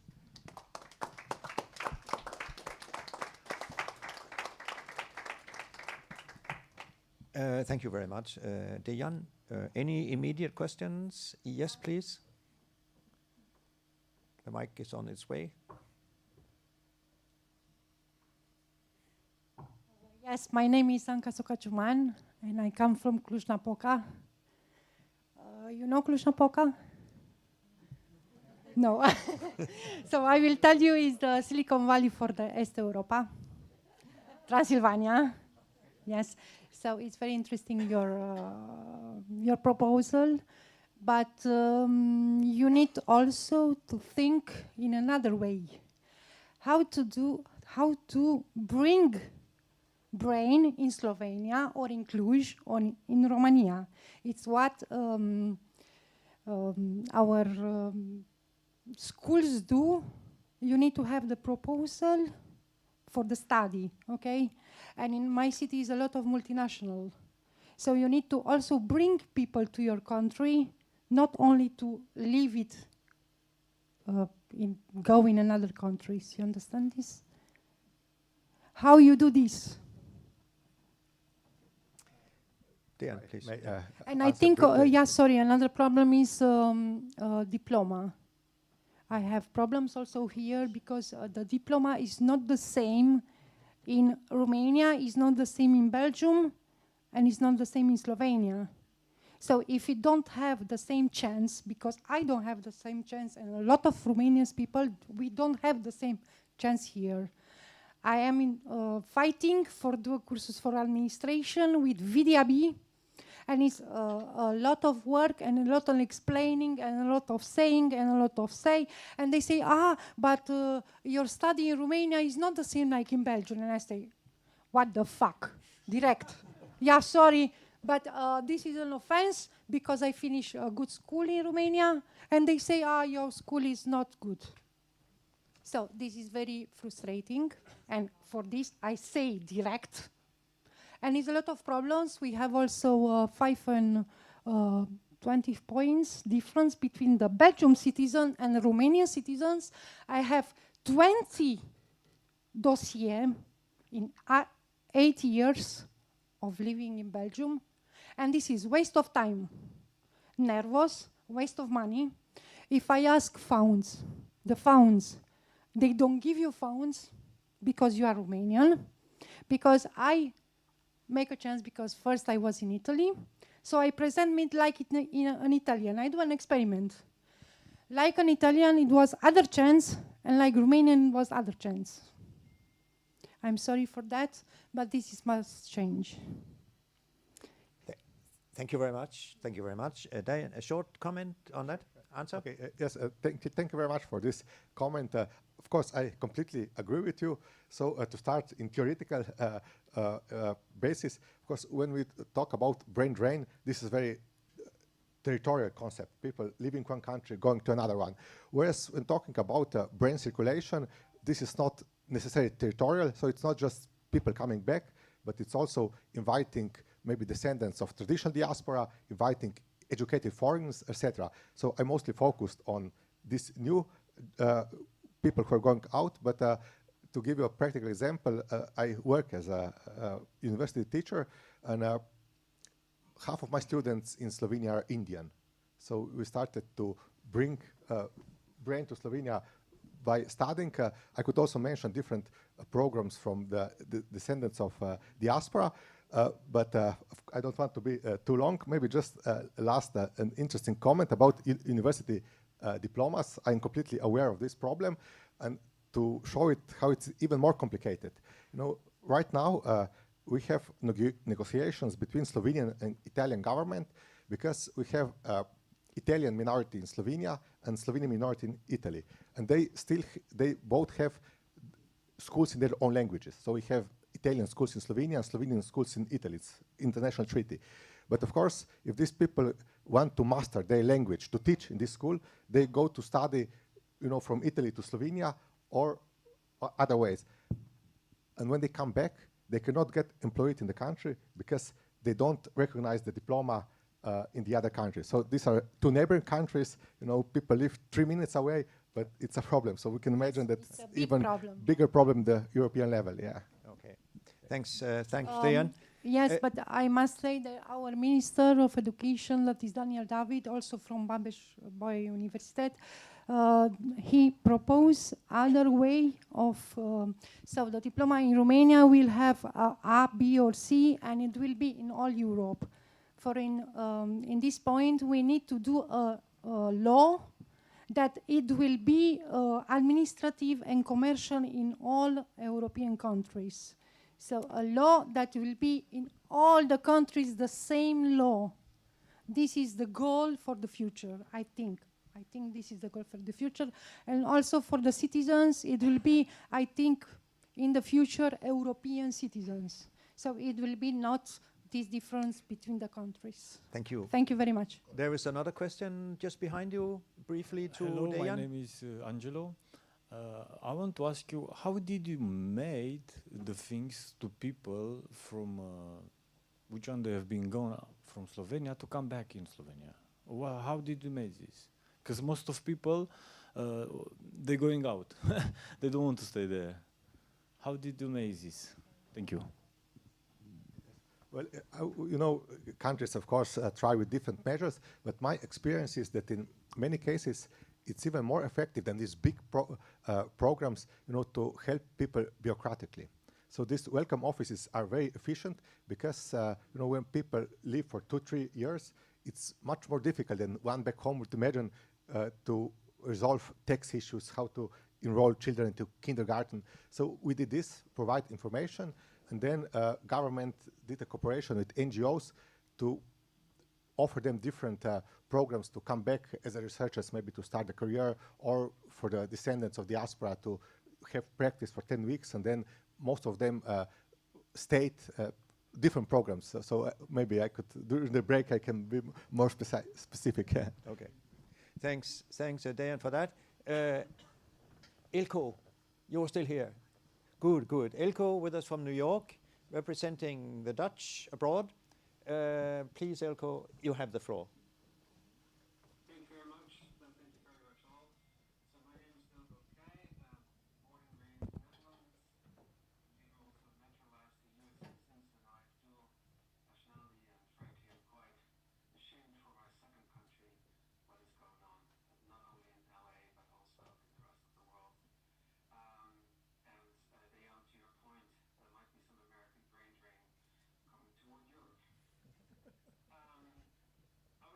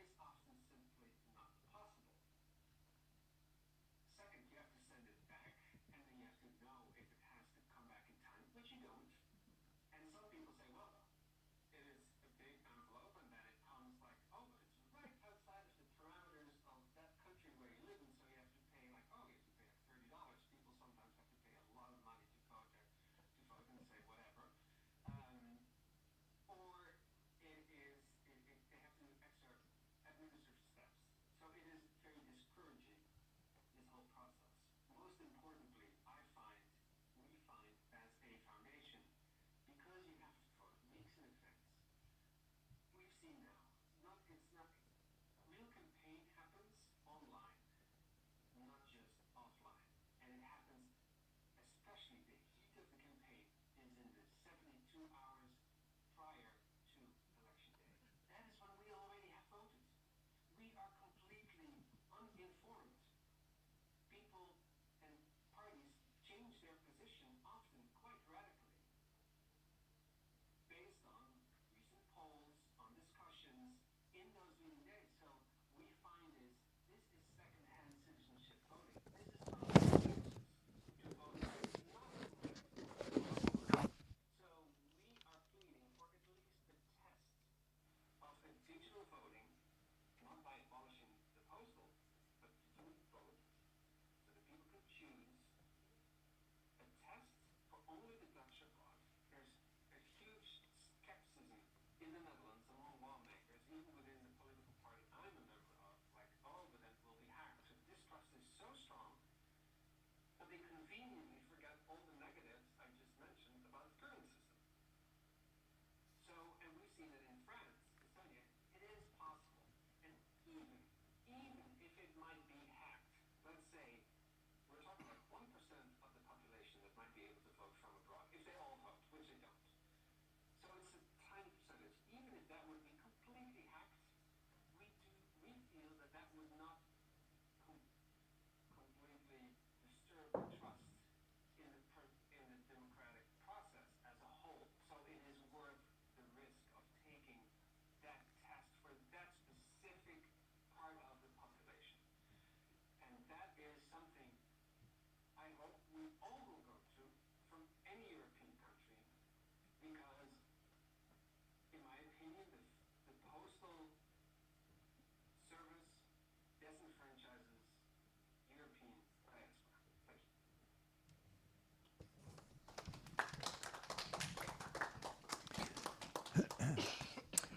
Thank you. Thank you very much, Elko, for this. This is something that the ETTW has tried to amend for years, this question of expats diaspora voting. So thanks for your input. Any comments, questions to Elko? Yes, please. One small update. One small update. The last elections in the UK were the first in which we expatriates have been able to vote in a general election, but there have been a lot of negatives in the law that promulgated this. You have to have lived in the UK before. New people born abroad can't vote, even when they reach the age of 18, of people, of parents born abroad, etc., etc. But tremendous progress. We have, for the first time ever, been able to vote from abroad. It went very smoothly. The process was simple. Only 1 or 2 forms to fill out, and we just have to re-register every now and again. But I just wanted to bring something positive on the voting front. We know all the negatives. We've had them for many years. So congratulations. Yes, thanks a lot. Now we move to, unless there are, yes, yes. Sorry. The mic for our Irish friends. Just on a follow-up vote, congratulations on your vote. I know for 15 years you could vote. I actually Irish, and I've lived in the UK, and I had this right of vote, and I had the right to vote after leaving the UK within those 15 years as well, which is very good.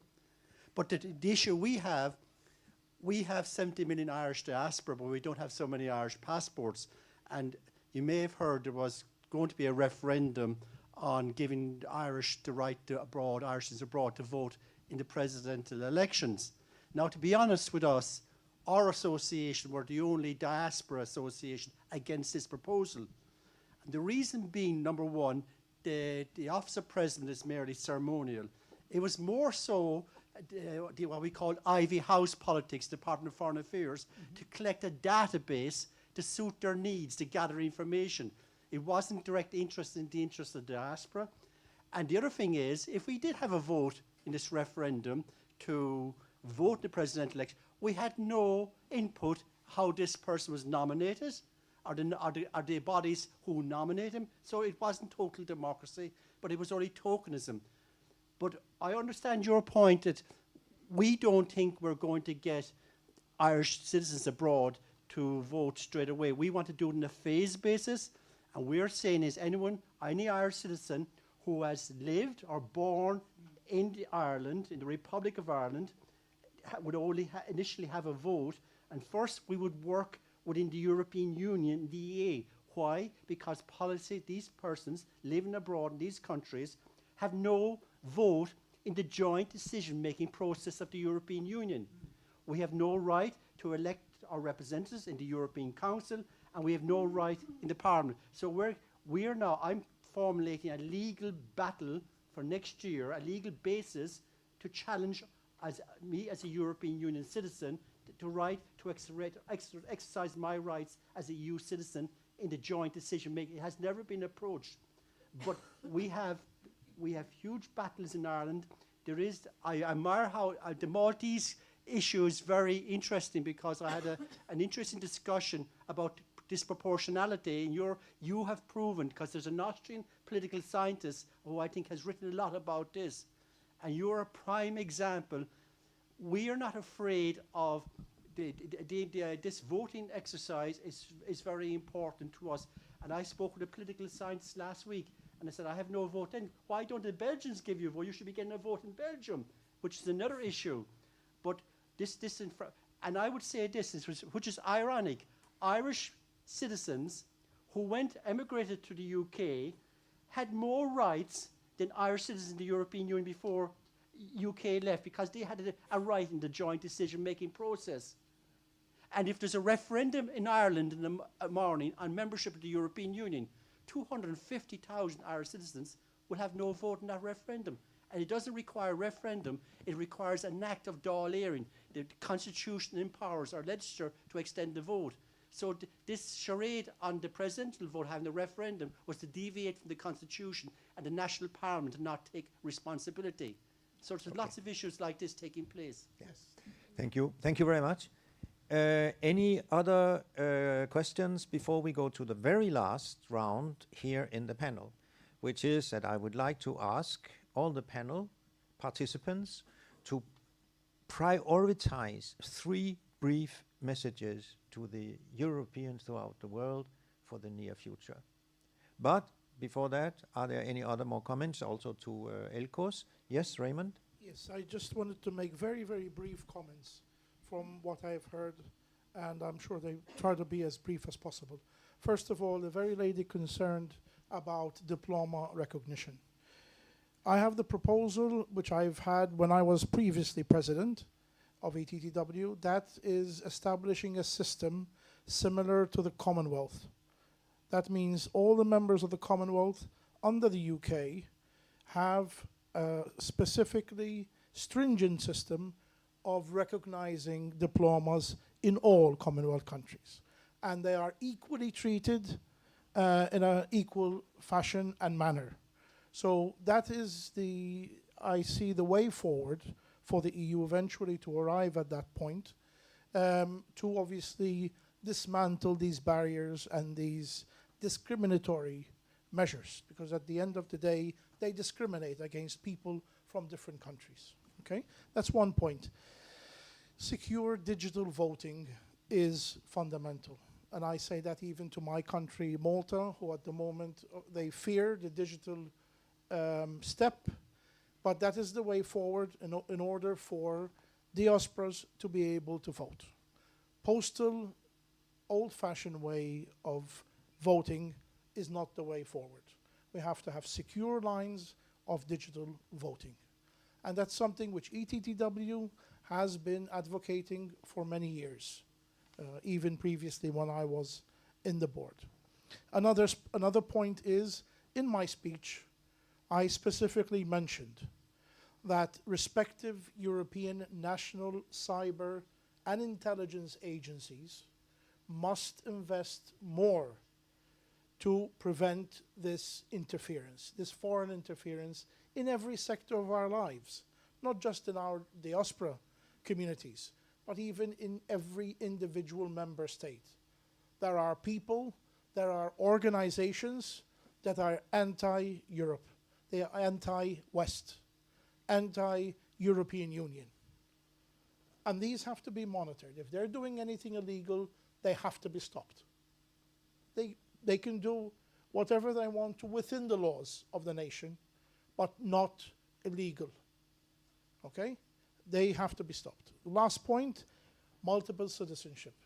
The question of multiple citizenships. I'm a Maltese, I'm an American, and soon I'll be an Australian as well.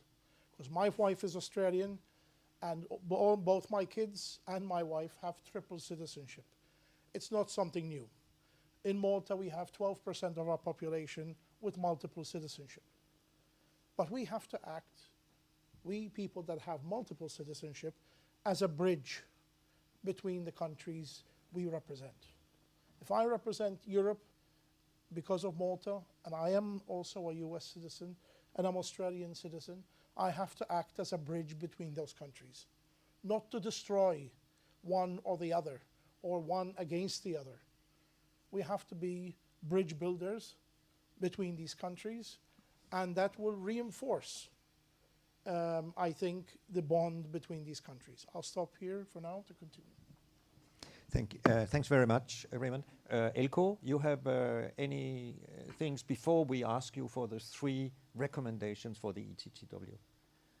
Well, as you might have heard, the Dutch cabinet fell last week, so this discussion is again timely, and I would know it's too early, it's too quick to have this test installed, but to give you brief, our board at the Foundation for Diaspora, we are 11 board members, but each of us, except for one, our secretary, each of us are a member of a different political party. So we have a very strategically diverse board on purpose so that we can reach out quickly to all the parties in Parliament and we can try to secure a majority or block the minority. And that is what we're going to try to use. This is how we managed to change the Constitution 2 years ago. And we're going to try to use this to have this voting test possible for the elections after that. But it is always a struggle, and as we would say, bring it on. Thank you. Thank you for these last words, but not entirely last words, because now I will go to ask you, starting with Daria, if you were to recommend 3 precise priorities for the ETTW, what would they be? More visibility. More visibility among our institutions, but among the diaspora organizations. And I'm saying that we should be joining the European institution as recognized good practitioners. We are the shortcut, actually, between the civil society and the European institutions. But I also saw that people before us created the gap. So what's the secret to not have a gap if we are getting much closer to the European institution, if I may say that? Secondly, we should strengthen the transnational work among us. And third, at least but not at last, funding. Funding, because I just prepared for today EU funding briefing note for NGOs supporting European expatriates. So diaspora-focused organization face limited core funding, dependency on short-term project, complex access to EU funding mechanism. And you have the third, the Erasmus+, the AMIF, ESF+, and so on. So please join us. If you are expert on the area or you know, let's start networking. Okay. Thank you. Thank you.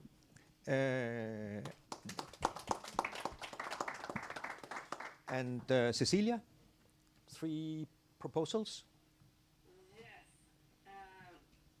Being a Swede, we tend to be quite straightforward, so if that's okay, I would just go with one suggestion that one really strong, and that is going for the ELCO's proposal, and that's digital voting, or President already said it. That is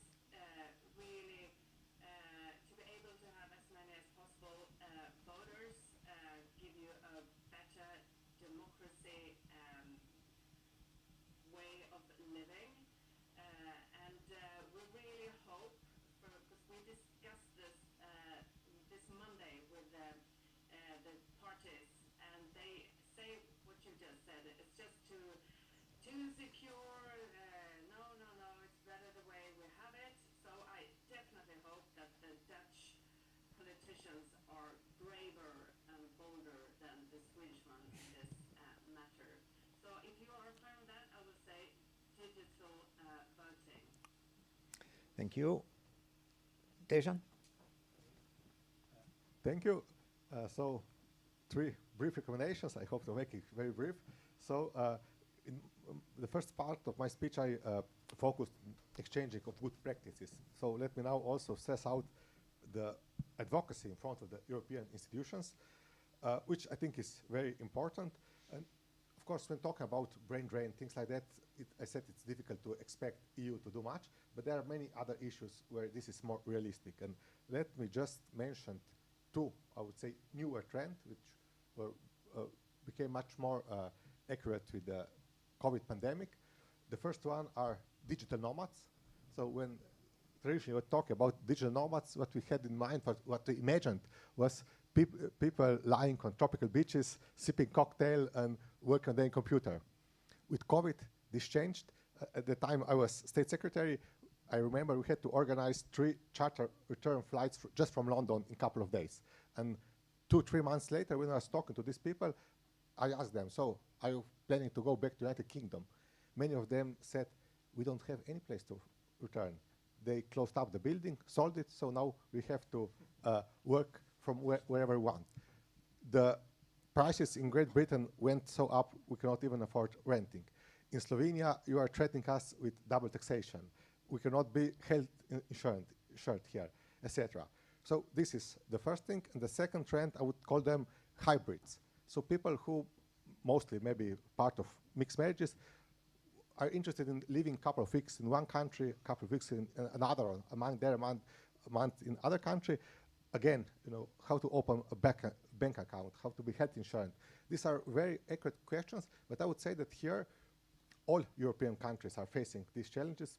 People are just moving around, mobile citizens, so this could be addressed permanently in front of the institutions, and maybe something would change, which will be much more effective than on the national level. This is the first one. The second and third will be much shorter. So the second one, Raymond mentioned at the beginning the idea of special commissioner for diaspora issues. Of course, I fully support this idea, which is very ambitious but good idea. You know, so we should proceed this, but even if we don't make it till the next commission, you know, there are also other ways.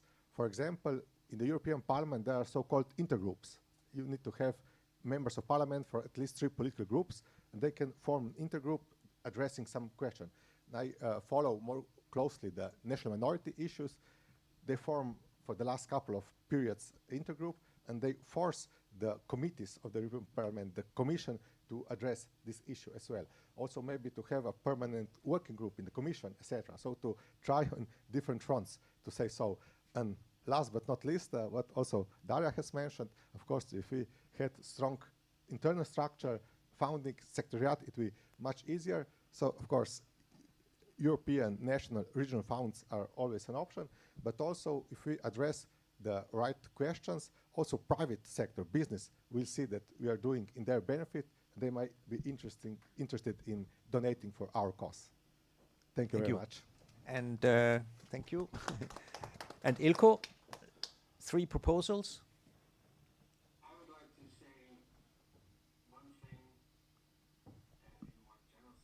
Whatever is happening in your specific country, whether it's disinformation or brain drain or disenfranchisement, please do not stay silent or obedient. Silence starts with ourselves, but so does speaking up. After several decades, we are back in a world where our way of life is not a given anymore. Democracy can be torn down quickly, even through the mechanism of democracy itself. So please be vigilant, speak up for yourself and for our children. Thank you very much. This, and thank you, Ilko. With this, our part of the program is finished. We have managed to use almost all the time allotted to this conference. Luckily, afterwards, there is a reception where you can have a little bit of snacks and some nice drinks. But before, I don't know, Raymond, have you said everything you want to say? Not really. Not really, okay. I thought so. Basically, my message is on twofold. First of all, ETTW is here for your service. Any country or member countries not represented on ETTW, please do come to us and speak to us, and if you decide, make a request for consideration of membership in ETTW. Our fees are not expensive, but obviously we need to cover some basic costs. Just speak to us at the end, at the reception or afterwards or even before the reception. My last point also joins everybody's messages and appeals today. Democracy is a full-time job. Not part-time, not sporadic, and least to say not every 4 or 5 years during election. We have to teach our youth what democracy means. We have to digest ourselves what democracy means and how we can transmit it to future generations. Unfortunately, there's a lot of fake news around, even about democracy, and undermining the fundamentals of democracy in practically all countries of the European Union and Europe. So we have to be very vigilant and guarding against these forces. Why? Because what is the alternative? What is the alternative? Should we shift to another system that we don't know how it works? Or a system that taxes humanity? We have to be very vigilant. Democracy is under threat, and that is the message from practically every speaker today at this international conference. That is the main message. We have to wake up and self-examine our situation, our community situation, our country situation, our continental situation, and even our international situation, our diasporas all over the world. That is my final message. ETTW will have the commitment to do all its best to follow up whatever we spoke about today here. Any help from any of you on a volunteering basis on joining as a member is more than welcome. Okay, and it is very important that if you are able and knowledgeable and willing to do your part, you're more than welcome. So thank you very much for attending this conference, and I leave the last word to you have no last word. Okay. So that will be the last word. Yes, please. Maybe we can also use the opportunity to thank publicly Steen for his 10-year service as Secretary General. Shall you, as a president, say something? Thank you very, very much.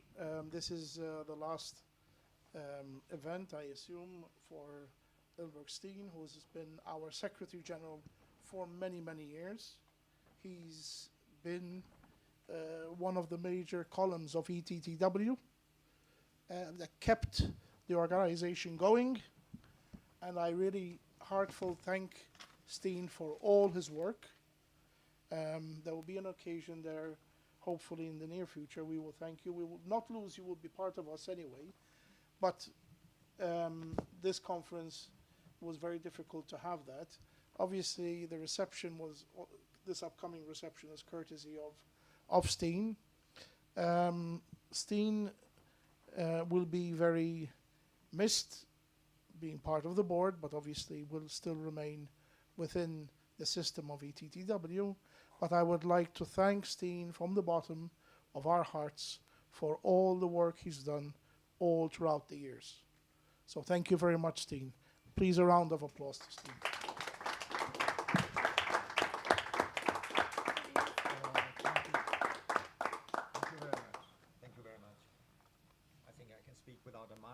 just received a diploma of appreciation from our Europeans throughout the world. Thank you very much. Thank you, Raymond. Thank you. Very nice.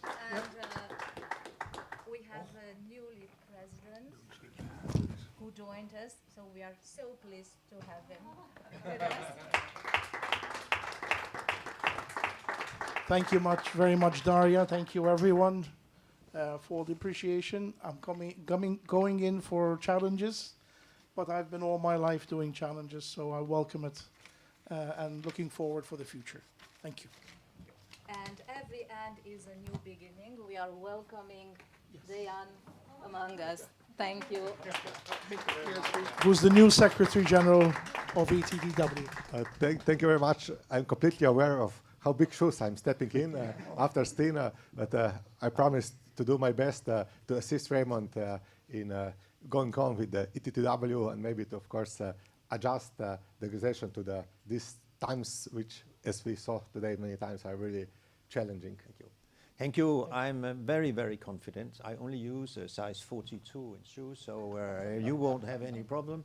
I am very, very much appreciative of your youth, your enthusiasm, your IT knowledge, which is 100 times bigger than mine. So I'm sure that for that qualifications that you have, the ETTW will only gain. Thank you for following. Thank you.